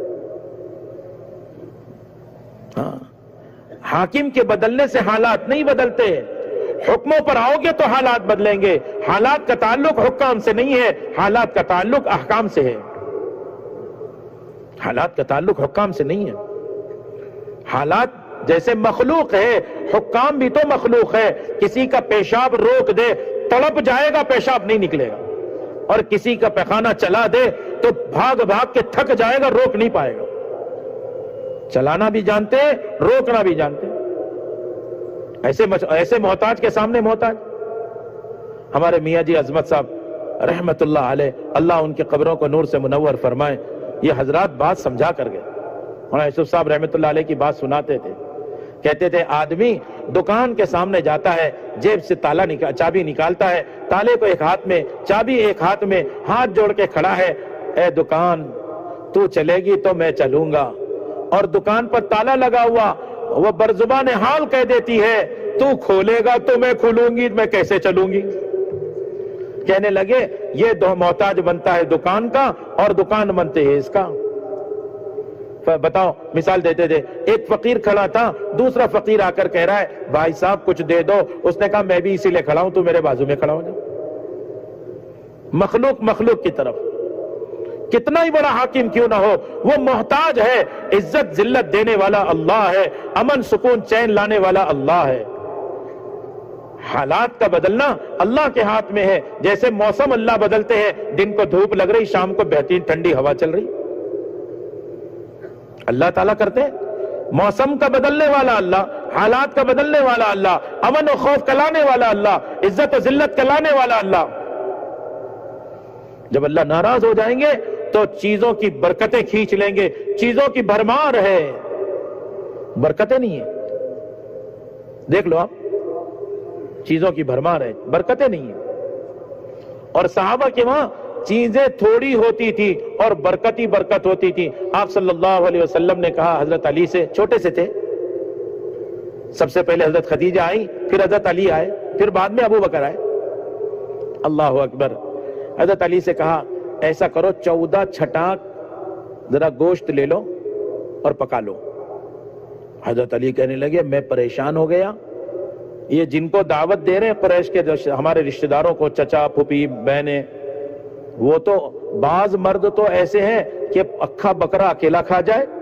14 छटाक, एक छटाक 50 ग्राम का, 14 छटाक के 700 ग्राम।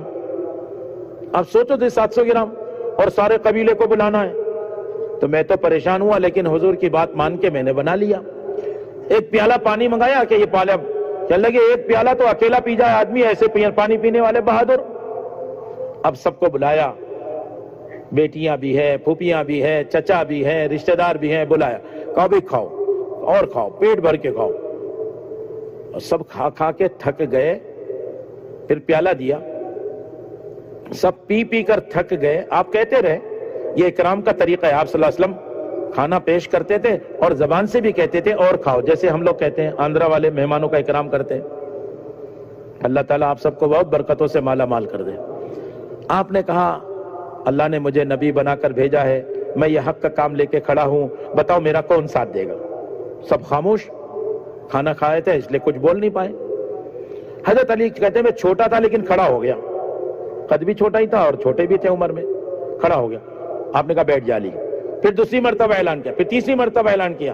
جب کوئی جواب نہیں دیا تو آپ نے حضرت علی کے ہاتھ پر ہاتھ مارا رضی اللہ عنہ, اور آپ نے فرمایا علی میں اور تو یہ دونوں مل کر کام کریں گے. حضرت علی کہتے ہیں اللہ کی قسم وہ کھانا میں نے جو دیکھا 14 چھٹاک, ایسا لگ رہا تھا جیسے کسی نے انگلی سے چھوا بھی نہ ہو, اور پانی ایسا لگ رہا تھا جیسے کسی نے ایک قطرہ بھی نہ لیا ہو.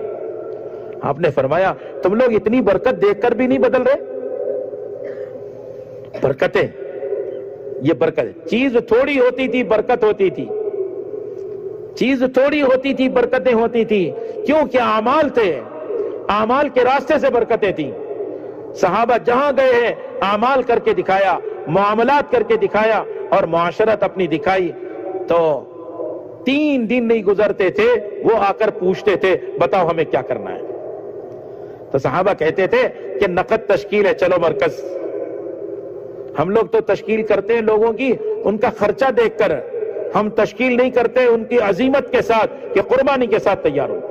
حضرت مولانا الیاس صاحب رحمت اللہ علیہ فرماتے تھے بعض مرتبہ تشکیل والے جس کی تشکیل کرنے جاتے ہیں اس کا ایمان بگاڑ کر آتے ہیں.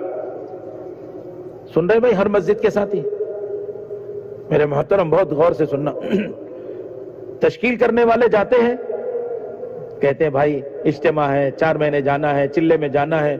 اس کا حال سنتے ہیں, وہ کہتا ہے آپ کو معلوم ہے بیوی کا یہ حال ہے, قرض کا یہ حال ہے, مکان کرایہ کا ہے, بچوں کا ایڈمیشن, یہ مسئلہ, اتنا قرضہ. تو دائی متاثر ہو گیا تو وہ دائی رہا کہاں؟ دائی وہ ہوتا ہے کسی حال سے متاثر نہ ہو. حضرت نے فرمایا کہ جب متاثر ہو کر آ جاتا ہے اس کا یقین بگاڑ کر آتا ہے, وہ جو اپنا عذر پیش کرتا ہے اس پر اس کو پختہ کر دیتا ہے. ہاں اگر تو یہ اللہ کے راستے میں نکل گیا تو تیرا مسئلہ حل کون کرے گا؟ تیرا مسئلہ تو تجھے ہی حل کرنا ہے. یہ یقین بگاڑتے ہیں ہم. اس کو سمجھاؤ اللہ جب اپنی قدرت سے آخرت کے بڑے بڑے مسئلے حل کرتے ہیں اس کام پر, کیا دنیا کے چھوٹے مسئلے حل نہیں کریں گے؟ اور جب تم قربانی دے کر جاؤ گے تو اللہ اس کا اثر لوگوں کے دلوں پر ڈالیں گے. ایک صاحب تھائی لینڈ سے آئے, کمبوڈیا سے, اور جب وہ گشت کر رہے تو لوگ آ رہے, بیان کر رہے تو لوگ رو رہے, اور سادی سیدھی زبان میں بات کرتا تھا, ترجمان بھی سادہ سیدھا. لے کر بیٹھ کر پوچھا گیا, جماعت کے ساتھیوں نے بتایا اس کا قیمتی گھر تھا, اس نے اس کو بیچا, سادہ گھر لیا, بیوی بچوں کو اس میں رکھا, تھوڑا سا خرچہ ان کو دیا, اور زیادہ خرچہ لے کر اللہ کے راستے میں نکلا. قربانیاں دیتے ہیں لوگ. قربانی سے, قربانی کا خلاصہ قرب ربانی ہے. صحابہ دعوت کو لے کے جب پھرا کرتے تھے تو جنگلات میں ان کو روکنے کا سبب نہیں بنتے تھے. حضرت عقبہ ابن نافع رضی اللہ عنہ نے جنگلات میں اعلان کر دیا جنگل کے جنگلی جانور خالی کر دو. عقبہ ابن نافع رضی اللہ عنہ سمندر کے کنارے گئے ہیں, اور وہاں جا کر کہا اللہ ہمیں معلوم ہو جائے سمندر کے ادھر بھی آبادی ہے, ہم وہاں تک جائیں, سمندر ہمیں نہیں روک سکے. اپنی قبر اس جنگل کے اندر بنائی. حضرت عبداللہ ابن حذافہ سہمی رضی اللہ عنہ جب جماعت لے کر چلے ہیں, روم کے بادشاہ نے ان کو پکڑ لیا. میں نے کہا نا 3 جال دشمن پھینکتے ہیں. پہلا جال ان پر پھینکا, جماعت کو قید میں ڈالا, ان کو کمرے میں بند کیا. جوان خوبصورت یورپ کی لڑکی روم کی, بادشاہ کے پاس کیسی ہوگی, اس کو بھیجا کم لباس میں, شراب اور خنزیر بھیجا, گوشت لے جاؤ, بھوک لگے گی حرام کھائے گا, بھوک پیاس لگے گی حرام پیے گا, پھر تیرے ساتھ حرام کاری کرے گا, اللہ کی مدد ان کے ساتھ ہٹ جائے گی. اس کو معلوم نہیں ہے عبداللہ ابن حذافہ سہمی ہے, صحابی ہیں. اللہ ہم سب کے جوانوں کو اور سارے مسلمانوں کو عبداللہ ابن حذافہ سہمی جیسا ایمان نصیب فرما دے. مانگا کرو, ایمان صحابہ مانگا کرو, غفلت مت کرو. عبداللہ ابن حذافہ سہمی کمرے کے اندر ہے, جوان لڑکی آئی, بڑے اچھے انداز, اور پھر بڑے بہلانے پھسلانے والی باتیں اور ادائیں, آوازیں, نغمے. ایک دن گزر گیا, تھک گئی, صبح سے شام تک محنت کرتی. دوسرا دن گزر گیا, تیسرا بھی دن گزر گیا. بادشاہ کے پاس آ کر ڈانٹ کر کہنے لگی الی این ارسلتنی الی حجر و خشب, کہاں بھیجا تھا مجھے, پتھر کے پاس کے لکڑی کے پاس 3 دن ہو گئے، سارا حسن، سارا جمال، ساری ادائیں، ساری آوازیں پیش کی، مگر اس اللہ کے بندے جوان نے ایک نگاہ اٹھا کر بھی مجھے نہیں دیکھا۔ اللہ ہم سب کو ایمان صحابہ نصیب فرما دے۔ کیا ایمان ہوگا؟ تو اس نے دیکھا ایک جال میں صحابہ نہیں پھنسے، اب دوسرا جال۔ دھیان سے سننا، نوکریوں کا جال، تنخواہوں کا جال، خوبصورت رنگ برنگی چیزوں کا جال، بلائیں گے اپنے ملکوں میں، پیسے بھی دے دیں گے تمہیں۔ ایک جماعت گئی تھی ابھی آسٹریلیا نیوزی لینڈ، جا کر دیکھا جوانوں کا حال۔ برازیل کے اندر میں نے ابھی اس کارگزاری میں بھی سنایا، ایک مسلمان عرب کہنے لگا میں مسلمان نہیں رہا، میرے پاس کیوں آتے ہو؟ تیسرے سال کی جماعت، یعنی علماء جو 1 سال لگاتے اپنے ملک میں، دوسرا سال عرب ملک میں، تیسرا سال یا امریکہ، انگلینڈ، برازیل، آسٹریلیا ایسے ملکوں میں جاتے ہیں۔ تو برازیل میں وہ جماعت چل رہی ہے، آپ کے حیدرآباد کے ایک عالم بھی اس جماعت میں چل رہے ہیں۔ انہوں نے کہا اس جوان کے پاس لانے کے لیے ہم 33 مرتبہ گئے ہیں۔ گھبرانا نہیں، مایوس نہیں ہونا۔ امت کا عجیب حال ہے، بے دینی کا عجیب حال ہے۔ صحابہ مایوس نہیں ہوتے تھے، نا امید نہیں ہوتے تھے، اور لالچ کسی چیز کی نہیں ہوتی تھی۔ اس نے بلایا اور یہ کہا روم کے بادشاہ نے کہ دیکھو عبداللہ، یہ میری بڑی حکومت سلطنت تم دیکھ رہے ہو، میں ناپ کر آدھی تمہیں دیتا ہوں، سارے حشم خدم، فوج، لاو لشکر، مال، زمین سب تمہارا، اور میری طاقت کہ وہ بھی تمہارے ساتھ، جب ضرورت پڑے پوری لگا دوں۔ تو انہوں نے کہا بھائی یہ احسان اچانک کہ یہ تم جو مال دینے پر آ گئے، کیا ہو گیا؟ ابھی تو تم نے قید کیا تھا، پھر ایسے ڈالا تھا جیل میں مجھے۔ کچھ نہیں، بس اسلامی تو چھوڑنا ہے۔ کہا اچھا یہ بات ہے، یہ جال پھینکا ہے تم نے لالچ کا، یہ بات ہے؟ کہا سن لو، تیری آدھی نہیں پوری سلطنت مجھے دے دے، اور تیری نہیں سارے عرب ممالک کی سلطنت بادشاہت مجھے دے دے، اور تو کہے کہ پلک جھپکنے کے برابر ایمان چھوڑ دے، اللہ کی قسم نہیں چھوڑنے کا۔ اللہ ہمارا بھی جذبہ ایسا بنا دے۔ حضرت جی شاہ مولانا محمد الیاس صاحب رحمت اللہ علیہ نور اللہ مرقدہ، اللہ ان خاندان کے درجات کو بلند فرما دے۔ عجیب خاندان، فرمایا کرتے تھے، بہت دھیان سے سننا، فرماتے تھے صحابہ کی نگاہوں میں ان کی جان و مال کے بے قیمت ہونے نے ساری دنیا میں دین کو زندہ کر دیا۔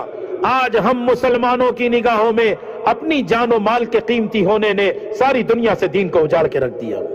ہم مجرم ہیں اللہ کی نگاہ میں،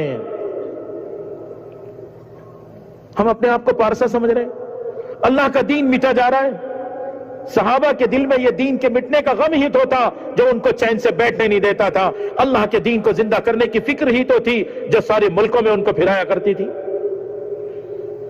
ٹکڑے نہیں ہے بھوکے چلیں گے، چپل نہیں ہے تو بھی چلیں گے، سواری نہیں ہے تو بھی چلیں گے، گرمی ہے تو بھی چلیں گے، سردی ہے تو بھی چلیں گے، خوف ہے تو بھی چلیں گے۔ کیسے کیسے حالات میں چلیں۔ یہ اس امت کا خاص کام ہے جو اللہ نے نوازنے کے لیے دیا ہے۔ اب نمبر آیا تیسرے جال کا، یہ سب کے ساتھ ہوگا، بڑے حکمت سے ہوگا، آپ کو اندازہ نہیں، بڑے دور اندیش۔ سننا میری بات کو، اہل باطل بہت دور اندیش، بہت مجتمع مسلمان اور اسلام کو ختم کرنے پر، اور بہت قربانی پر۔ ہاں مجتمع بھی ہے، دور اندیش بھی ہے، اور قربانی کے ساتھ ہے، اور ہم مجتمع بھی نہیں ہو پا رہے، اور قربانی پر بھی نہیں آ پا رہے، اور دور اندیشی کا پتہ ہی نہیں کہ اگر مسجد کی جماعت صحیح بن گئی، رات دن مسجد نبی کے نمونے پر آ گئی، اللہ ساری امت کو تمہارے حوالے کریں گے۔ پہلے ایئرپورٹ تو بناؤ، پھر جہاز اترے گا۔ تم دعا کرتے رہو، ایئرپورٹ نہیں ہے اور جہاز اترے، کیسے اترے گا؟ مسجد کی جماعت اگر مضبوط ہو گئی، آنے والے مہمانوں کا استقبال کرنے والی، مغیرہ ابن شعبہ جانور چرا رہے ہیں، اور دیکھا کہ دشمن جنہوں نے مارا تھا وہ آئے ہیں طائف سے، تو قیمتی جانوروں کو چھوڑ کر دوڑے مسجد نبوی کی طرف کہ میں جا کے حضور کو خبر دوں کہ اہل طائف کو بھی اللہ نے بھیج دیا. ان کے دل بلٹ گئے. راستے میں حضرت ابو بکر ملے رضی اللہ عنہما. کہاں جا رہے ہو بھائی تیزی سے؟ کہا جی آج حضور کو ایسی خبر سناؤں گا کہ حضور خوش ہوں گے, مجھے دعا دیں گے. کہا بھائی تم لوگ تو مجھے آگے رکھتے ہو, یہ خبر مجھے ہی دے دو, میں سنا دوں. تو قربانی کا جذبہ. کہا ٹھیک ہے یہ خبر سنا دو, اہل طائف آ رہے ہیں. تو یہ نہیں کہ بھئی تم کام کرو, مسجد وار جماعت پرانا ساتھی, دیکھو یہ تام کے برتن ہے, یہ اس کی چابی ہے, دائیں ہاتھ پہ بازار ہے, میں انشاءاللہ شام کو ملوں گا, السلام علیکم. ساتھی کہتے ہیں بڑا فکر مند ساتھی, ہر جماعت کا ساتھ دیتا ہے. ایسا نہیں کیا انہوں نے جا کر فوراً انتظام کیا. مہمان کتنے ہیں ایک نگاہ میں بھانپ لی اور فوراً تیاری کی کہ مہمان پہنچیں گے, ان کے سامنے کھانا پیش کروں.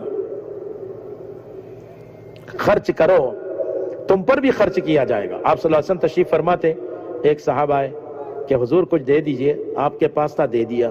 دوسرے صحابہ آئے, حضور کچھ مجھے دے دیجئے, آپ کے پاس نہیں تھا, آپ نے کہا دیکھو ایسا کرو کہ تم بعد میں آنا, جب میرے پاس آئے گا تو دے دوں گا.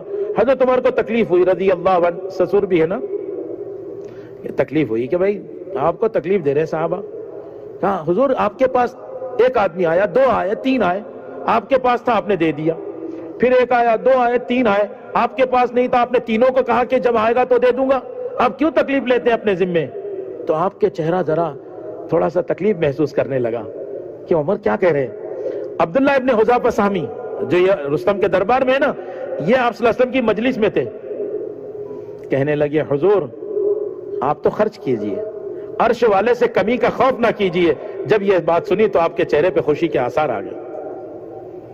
انفق یا بلال, اے بلال خرچ کیا کر, عرش والے سے کمی کا خوف نہ کیا کر.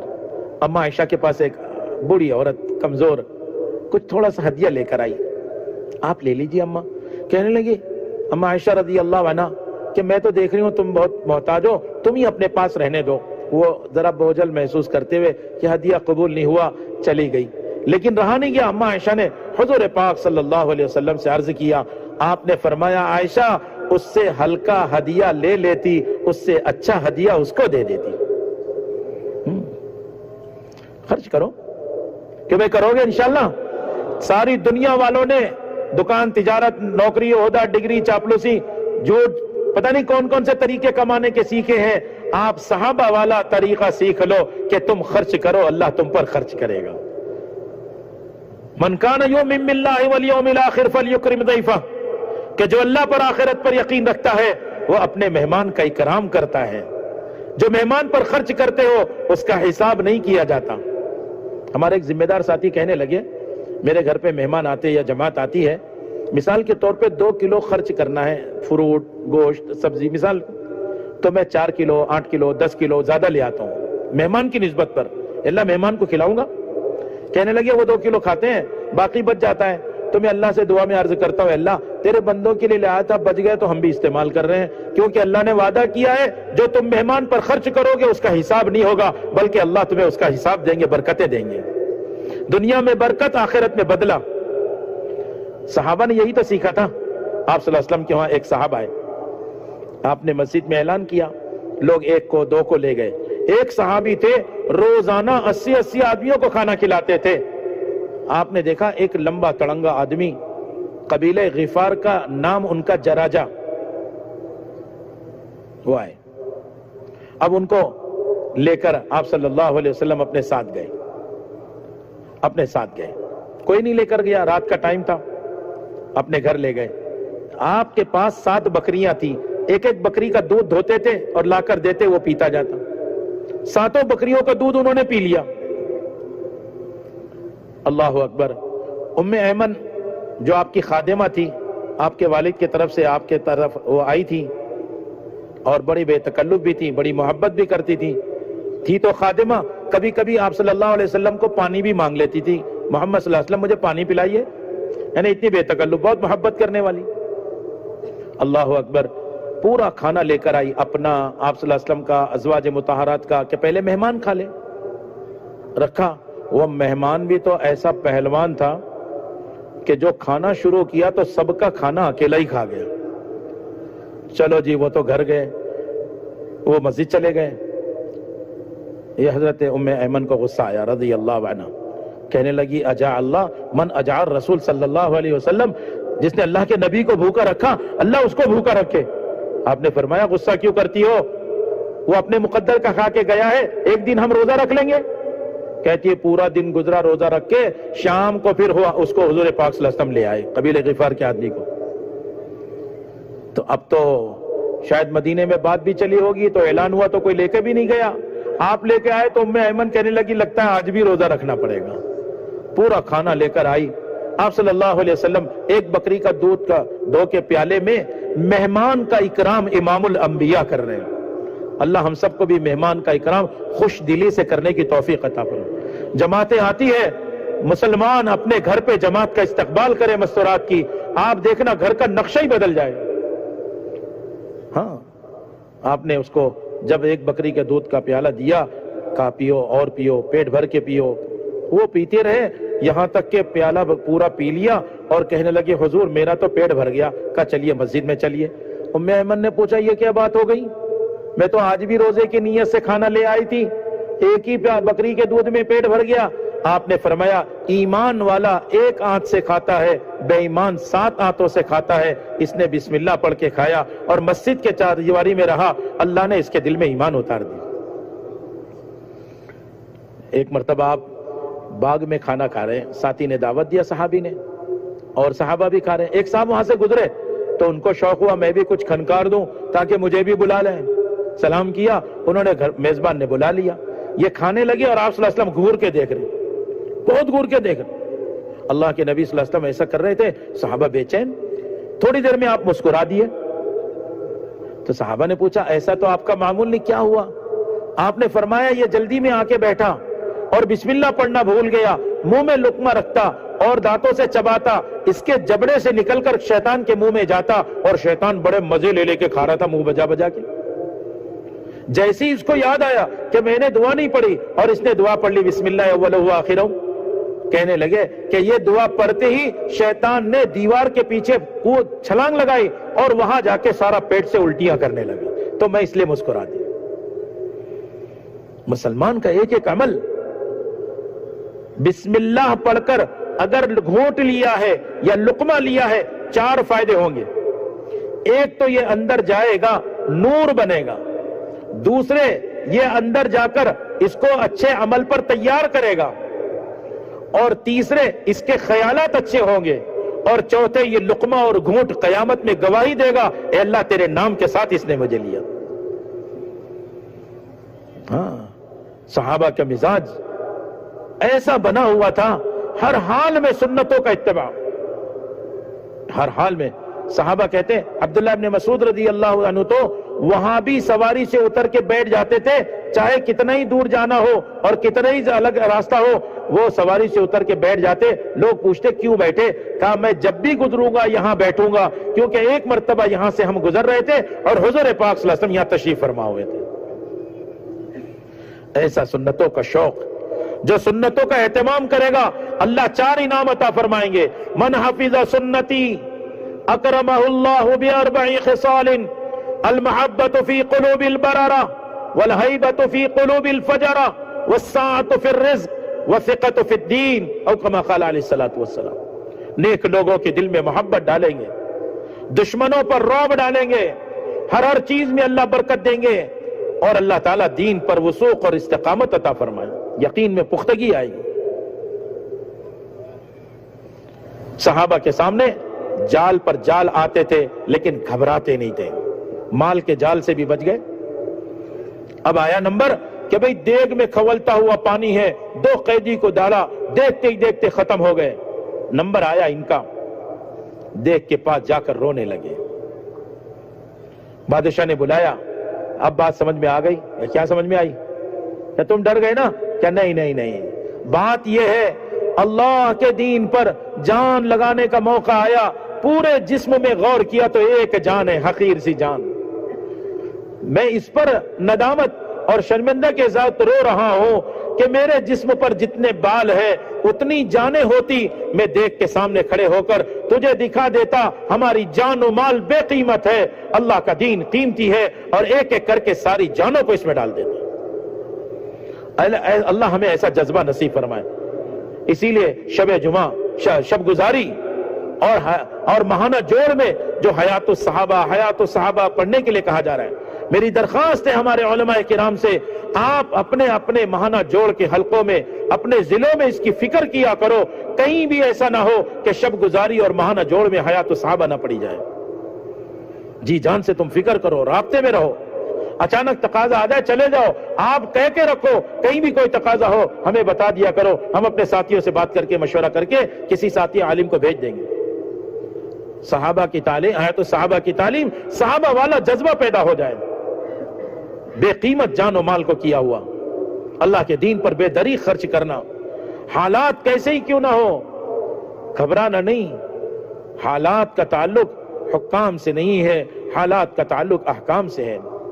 اللہ نے اپنی قدرت اسی لیے دکھائی ہے کہ صحابہ کام پر پڑے، اللہ نے ان کی مدد کر کے دکھائی، عزتیں دی ہے۔ بادشاہ پریشان ہو گیا، کہنے لگا میرے سارے جال پھیل ہو گئے، کیا کروں؟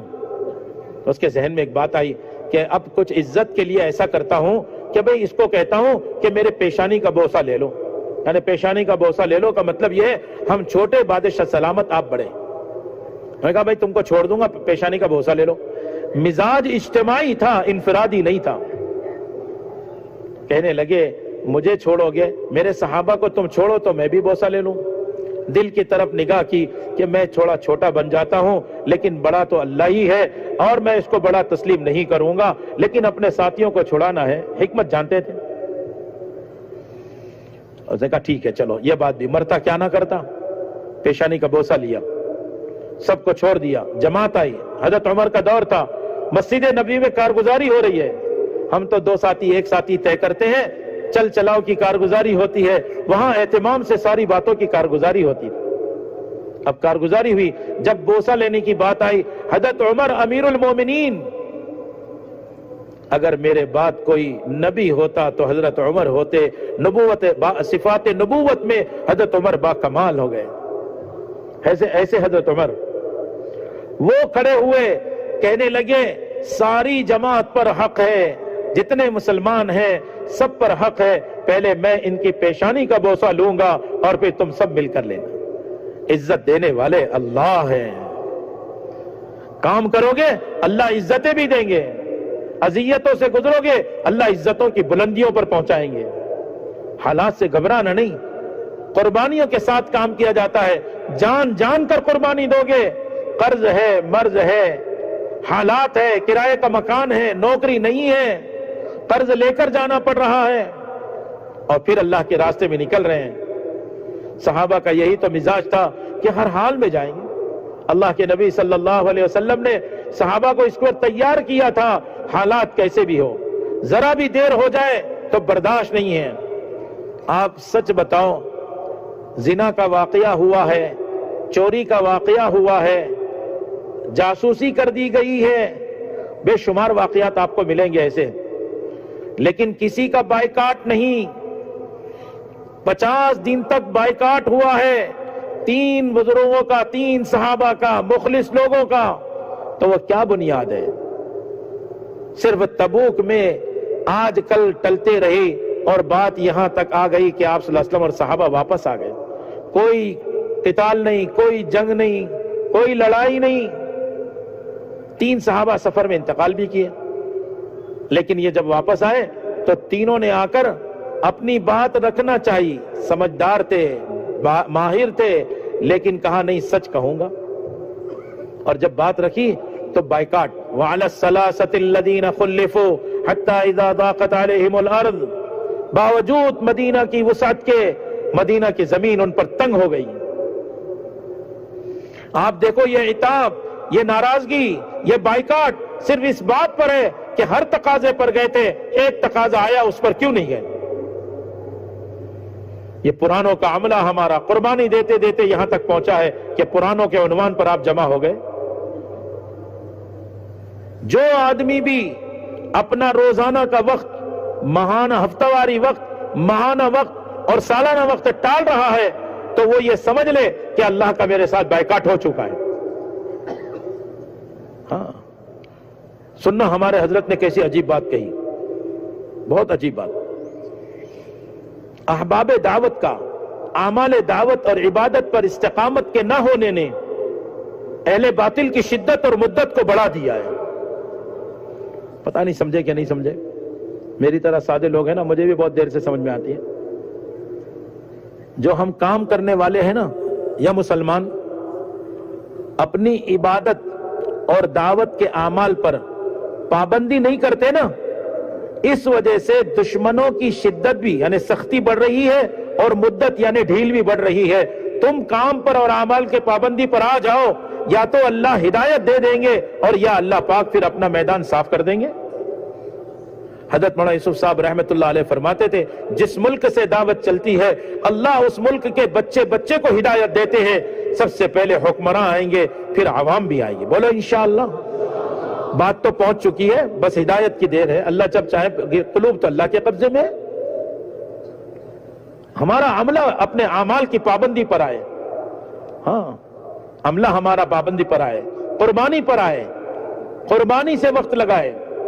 جتنی قربانیاں دے دے کر اپنے اہم اہم تقاضوں کو دبا کر تم اعمال دعوت پر مشوروں پر آؤ گے، اللہ تمہیں اہم اہم امور الہام کرتے چلے جائیں۔ تم اہم اپنے تقاضے قربان تو کر کے دیکھو، جان جان کر قربان کرو۔ کمائی کا سیزن ہے اور نکلنے کا سیزن ہے، تو کیوں بھائی نکل تو بعد میں بھی سکتے ہیں، کیا ضروری ہے ابھی جائیں؟ کیوں بھائی ایسے ہی ہے؟ اوہو، ہم تو یہی سوچ رہے ہیں، ہم نے گشت نہیں کیا تو جو بہت مخلص ساتھی ہوتا ہے نا، وہ بیٹھ کے استغفار کرتا ہے، اللہ میں نے گشت نہیں کیا معاف کر دے۔ نہیں، اتنے پر کافی نہیں، چھوٹ نہیں ہوگی۔ سنو میری بات، اگر گشت سے جو خیر وجود میں آنی تھی اور گشت سے جو مسلمان گناہوں سے بچنا تھا وہ گناہوں سے نہیں بچا اور جو خیر وجود میں آنی تھی نہیں آئی، تو اس کا مجرم کون؟ آپ سوچو تو صحیح میرے دوستوں اور بزرگوں، اس کا مجرم کون؟ میں نے 3 دن نہیں لگائے اس دیہات، اس علاقے، اس قریے میں جہاں پر 3 دن میں کتنی خیر وجود میں آتی، کتنے فرشتوں کا نزول، کتنی رحمتیں، کتنی برکتیں، کتنے مسلمان کے دل متوجہ ہوتے، اور کتنے لوگ ہم نہ جانے کی وجہ سے گناہوں میں پڑ گئے۔ اگر تمہیں دیکھتے تو گناہ چھوڑ کے گھر بھاگ جاتے۔ جماعتیں پہنچتی ہے، گناہ چھوڑ کے بھاگ جاتے لوگ۔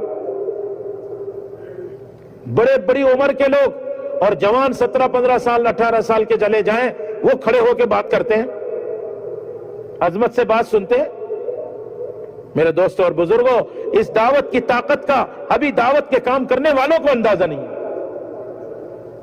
اہل باطل کی شدت اور مدت صرف ہمارے استقامت نہ ہونے کی وجہ سے۔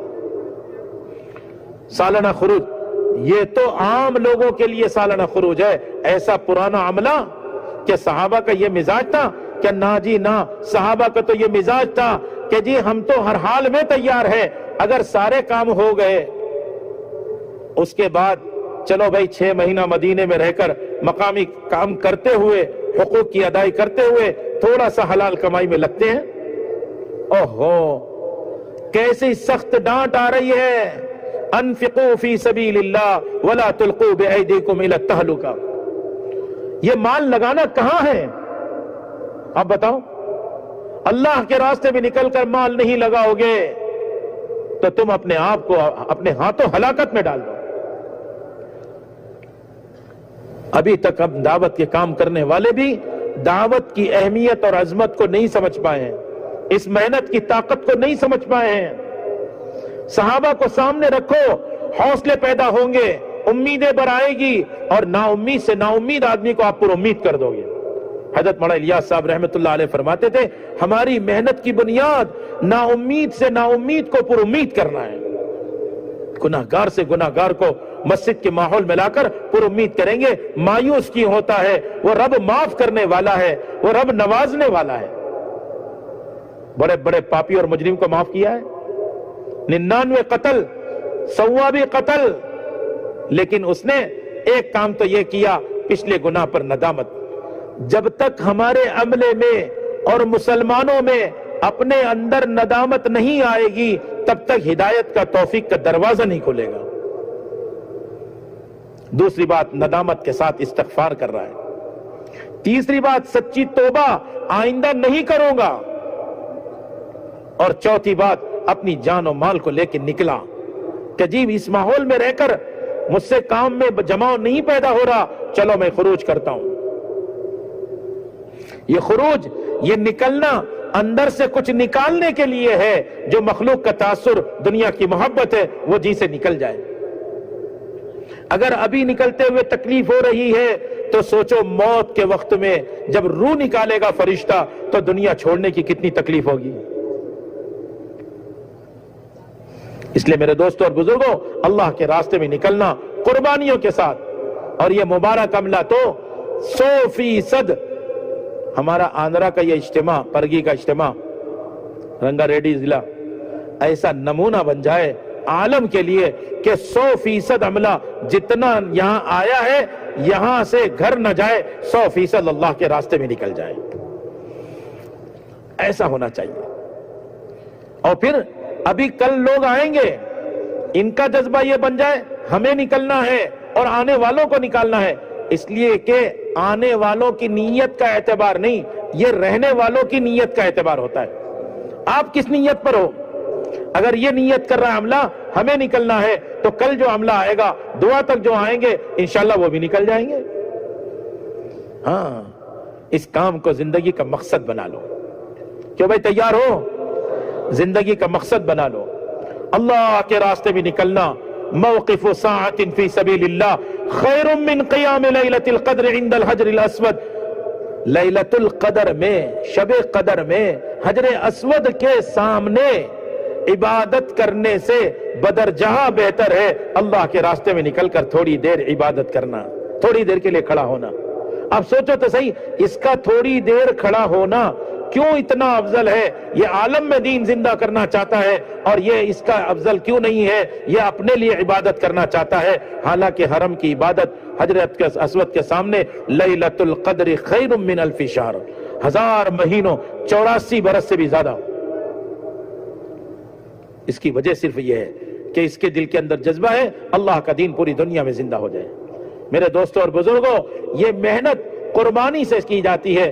سہولت کا مزاج تو کفر کا ہوتا ہے۔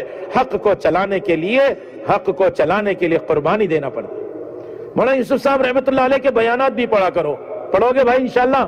میں تمہیں ایک پیراگراف سنا دوں، اس کی عبارت سناؤں۔ اللہ اکبر۔ فرمایا کرتے تھے، حق دنیا میں جب بھی چمکا ہے قربانی دینے والوں کے راستے سے چمکا ہے۔ حق دنیا میں جب بھی چمکا ہے قربانی دینے والوں کے راستے سے چمکا ہے۔ اہل حق اگر باطل کے گھیرے میں بھی ہو اور قربانی دینے پر تیار ہو جائیں، اللہ یہ گھیرا توڑ کے بھی عالم میں اسلام چمکا دیں گے۔ کیوں بھئی، آپ بھی چاہتے ہیں اسلام چمک جائے؟ تو آپ آئے تھے اجتماع میں، سنیں گے اور کہیں گے کیا پنڈال تھا، بیان میں بھی مزہ آیا یار، اور پھر اپنے گھر پر۔ کیوں بھئی، ارادہ تو ایسے ہی تھا نا۔ اب ارادہ بدلو، ارادہ بدلنے سے ترقی ہوتی ہے۔ اب یہ نیت کر لو کہ یہیں سے اللہ کے راستے میں جائیں گے۔ ارے ڈرنے کی کیا بات ہے، درمیان میں ابھی 2 رات ہے، اللہ سے مانگیں گے اور انشاءاللہ یہیں سے ملکوں کے لیے اور عالم کے لیے اور 4 مہینے پیدل کے لیے جائیں گے۔ کیوں بھائی، تیار ہو؟ ارے انشاءاللہ بھی بڑا ٹھنڈا ہو گیا آندھرا والوں کا، سچا ارادہ ہے۔ اچھا، کب تک؟ 4 مہینے تک یا 5 مہینے تک؟ ارے موت تک کی نیت کرو۔ پوری زندگی کریں گے، پوری دنیا میں کریں گے، لیکن پورا سیکھیں گے تو کر پائیں گے، ورنہ تو رہ جائے گا۔ تو پورا سیکھنے کے لیے یہ کام تو کم سے کم ہر سال 4 مہینے کا ہے، اور جن کے 3 مرتبہ 4 مہینے لگے ہیں، میری تو درخواست ہے، یہ سارا مجمع جس سکون سے بات سنا ہے، کچھ دیر لگے گی تشکیل میں، آپ ہمارا ساتھ دو، چاہے آپ جائیں نہ جائیں اللہ کی مرضی، لیکن آپ کا سچا ارادہ ہو اور ہمارا تعاون کرو، آپ دیکھو گے بڑی تعداد میں لوگ تیار ہو جائیں گے۔ تو سکون کے ساتھ بیٹھیں گے۔ کون کون نہیں مانے گا ذرا ہاتھ اٹھا لو۔ اچھا، سب ماننے والے ہیں، یہ تو بہت ہی اچھا مجمع ہے، اللہ سب کی عمر میں برکت عطا فرمائے۔ جن کے 3 مرتبہ 4 مہینے لگے یا کسی بھی مرتبہ بیرون 4 مہینے کے بعد لگ گیا، سکون سے اپنی جگہ کھڑے ہو جائیں۔ 3 مرتبہ 4 مہینے لگے ہوں یا 1 بار 2 بار 4 مہینے لگ کے بیرون لگا ہو، وہ سب سکون سے اپنی جگہ کھڑے ہو جاؤ. کھڑے ہونے میں دیر مت کرو. آپ کھڑے ہو جاؤ گے، آپ کی کمر سیدھی اللہ کر دیں گے اور شیطان کی کمر ٹیڑھی کر دیں گے. سکون سے کھڑے ہو جاؤ. میری بات سنو. ابھی دیکھو میں تم سے عرض کرتا ہوں، کیوں بھائی سچا ارادہ کر رہے ہو؟ نیت کرو بیرون جائیں گے انشاءاللہ. پاسپورٹ نہیں، اللہ پاسپورٹ دیں گے. خرچ نہیں، اللہ خرچ دیں گے. فرصت نہیں، اللہ فرصت دیں گے. ارے صلاحیت نہیں، اللہ صلاحیت دیں گے. اور اللہ تمہیں بیرون میں کام لے کر اندرون میں کام میں استحکام دیں گے. بیرون کا جانا اندرون کے بنانے کے لیے. کیوں بھائی سب سچا ارادہ کرتے ہیں؟ اب کیسے کریں؟ آپ کی تشکیل بتاؤ. یہاں سے تو قابو میں آئے گی نہیں. خطے والی جماعتیں ہیں وہ تشکیل، آپ اپنے حلقے میں جاؤ. سنو، خطے والی جماعتیں اس کی تشکیل والے کھڑے ہو جائیں. ہاں، ان کے خطے والی جماعت کے ساتھ ہی کھڑے ہو جائیں. یا آپ لوگوں میں جو تشکیل اپنی مسجدوں میں کرتے ہیں وہ کھڑے ہیں یا نیچے بیٹھے ہیں، وہ سکون سے کھڑے ہو کر 3 4 4 5 کو بلا لے، نام اور مہینہ اور خرچ لکھ لے مسجد کے ایڈریس کے ساتھ. کیوں بھائی کر لو گے؟ ذرا قریب قریب کر لو. 3 3 4 4 آپ لکھنا شروع کر دو. آپ لکھنا شروع کر دو کھڑے کھڑے سکون کے ساتھ. دیکھو ابھی کوئی جاؤ نہیں، آپ کو استنجا وضو کا موقع دیں گے. کوئی بہت معذور بوڑھا بزرگ آدمی ہے، شوگر کا مریض، وہ تو بھائی چلو مجبور ہے، لیکن اللہ کے واسطے سارے جوان اور سارے ساتھی یہاں رہے. دوسری تشکیل سنو بھائی. دوسری تشکیل، جن علماء کا دوسرا سال لگا ہے وہ تیسرے سال کے لیے کھڑے ہو جائیں. چاہے آپ کے 3 سال ہوئے ہو یا نہ ہوئے ہو، کھڑے ہو کے نام لکھاؤ، میں تیسرے سال میں جاؤں گا. ماشاءاللہ. عبداللہ ابھی ان کو لکھ لینے دو، کیونکہ نا بہت قابو میں نہیں آئے گا. جانے کے بعد بہت دور دور جانا ہے. بھائی دیکھو چلنا پھرنا ذرا روک دو. بھائی کوئی جا رہا اس کے پاؤں پکڑ کے بٹھا دو. فرماؤ جلدی جلدی لکھو بھائی. نام لکھو. دیکھو صرف نام نہیں لکھنا، خرچہ لکھو، مہینہ لکھو، مسجد محلہ لکھو، تاکہ بعد میں آپ کو وصول کرنا ہے. یہ پرچہ تشکیل والوں کو دینا ہے. مفتی یونس صاحب تیسرے سال کے لیے تیار ہے. اور لکھاؤ بھائی. مفتی مسلم صاحب تیسرے سال کے لیے تیار ہے. مفتی ناصر صاحب تیسرے سال کے لیے تیار ہے. اللہ کرے ہمارے حیدرآباد اور آندھرا سے تیسرے سال کی مکمل جماعت بن جائے. اور فرما اور اچھا جس کا سال لگا ہو علماء میں وہ دوسرا سال لکھائیں. آپ یہاں لکھاؤ، آپ دیکھو اللہ کی مدد کیسی آئے گی. ماشاءاللہ. نام لکھاؤ، زور سے نام بولو. دوسرے سال کے لیے علماء. دیکھو ابھی آپ ہلنا نہیں، آپ کی تشکیلیں باقی ہے. بہت مہربانی ہوگی آپ کی. کوئی جا رہا آ رہا ہو تو اس کو روک لو. مولانا مطیع الرحمان صاحب، مولوی جابر صاحب، مولانا محمد عرفان صاحب، ماشاءاللہ، مولانا سمیر صاحب. اچھا بھائی سب سکون کے ساتھ یہ ارادہ کرو کہ انشاءاللہ کم سے کم ہر سال 4 مہینے لگائیں گے. ٹھیک ہے انشاءاللہ. اور اس سال کے 4 مہینے کی ابتدا ابھی سے، تو نقد 4 مہینے کے لیے جو تیار ہے کھڑے ہو جاؤ. آپ یہ خالی سوچ رہے ہیں کہ میں کوشش کروں گا، کل پکا بتاتا ہوں، ارادہ ابھی کرتا ہوں. ایسے لوگ بھی کھڑے ہو جاؤ. جس کے دل میں ارادہ آ گیا وہ کھڑے ہو جائے. اللہ بہت مدد کرے گا. میں سچ بتا رہا ہوں. آپ سچا ارادہ کرو، اپنی کوشش کرو، اپنے حلقے والوں کو لے کے بیٹھو. 100% مجمع. یہ سارا 32 نمبر خطے کے بعد چلے جائے، تشکیل والے وہاں بیٹھے. ہاں ابھی سکون کے ساتھ. جو کھڑے ہیں بیٹھنے والوں پر بھی ذرا محبت شفقت کی نگاہ ڈالو، ذرا مسکرا کے دیکھو. اچھا بھائی سچا ارادہ ہے؟ مانگیں گے اللہ سے، کوشش کریں گے اللہ سے. صدقہ الگ نکال کے رکھ دو. ابھی یہاں کس کو دیں گے؟ صدقہ الگ نکال کے رکھ دو. 2 رکعت پڑھو آج اور کل، اور سچی نیت کے ساتھ اللہ سے مانگ لو. اور یہاں دعوت دینا شروع کرو. اپنے ذمہ داروں کو میں جا رہا ہوں. کون کون کرے گا ایسا بتاؤ؟ ارے واہ، تو 100% سچے. اب 32 نمبر حلقہ ہے. کہاں ہے 32 نمبر؟ 32 32 کو ہی تو کہتے ہیں. 32 نمبر کا حلقہ 32 کہاں ہے؟ رخ بتائیے. اچھا کس کو معلوم ہے وہ رخ 32 نمبر حلقے کا؟ کس کو معلوم ہے؟ جن کو معلوم ہے ہاتھ اونچا کرو. آپ اللہ کے واسطے ان کے پاس جاؤ، اپنا نام لکھاؤ. اتنے چند قدم پر چلو. اللہ تمہارے قدموں کے نیچے سارے حالات کو دفنا دے اور سارے فتنوں کو دبا دے اور اللہ کے غصے کو ٹھنڈا کر دے اور اللہ پاک آپ سے راضی ہو جائے اور آپ کا 4 مہینہ ہر سال لگانا آسان ہو جائے. کرتے ہو سچا ارادہ؟ چلنا شروع کرو. بھائی ہاتھ اٹھا لو جن کو معلوم ہے، چلنا شروع کرو. دیکھو ان کو معلوم ہے، چلنا شروع کرو. چلو اس طرف چلو. جاؤ تھوڑی قربانی دے کے جاؤ. ساتھ میں ساتھیوں کو لے جاؤ. بھائی تشکیل والے ان کو لے لو. شیخ سلیم صاحب آپ کی جماعت یہ دیکھو ادھر آ رہے ہیں آپ کے پاس، ان کو قریب چلو لیتے جاؤ اور بڑی ان کے نام مہربانی آپ لکھتے کی، چلنا چلے جاؤ۔ شروع کرو، سب چلنا۔ ماشاءاللہ ماشاءاللہ۔ ابھی ہمارے حضرت نے تو فرمایا چلہ مستورات کے لیے چھوڑ دو، اب تو تم 4 مہینے پر آ جاؤ۔ کیوں بھائی چلہ چھوڑ دیں گے نا مستورات کے لیے، اب ہر سال 4 مہینے۔ انشاءاللہ 32 33 کے پاس چلے جائیں بھائی، ماشاءاللہ۔ اور اپنے اپنے خطے واری جماعتوں کی جو تشکیل کے احباب ہیں وہ بھی نام لکھ رہے ہیں ان کے۔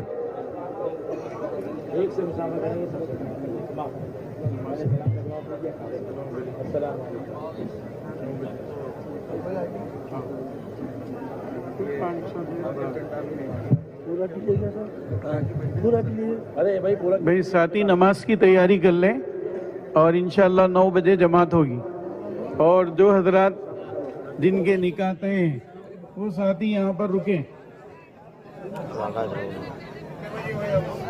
جن ساتھیوں کے جن کے نکاح طے ہیں ان کی ترتیب بن جائے گی۔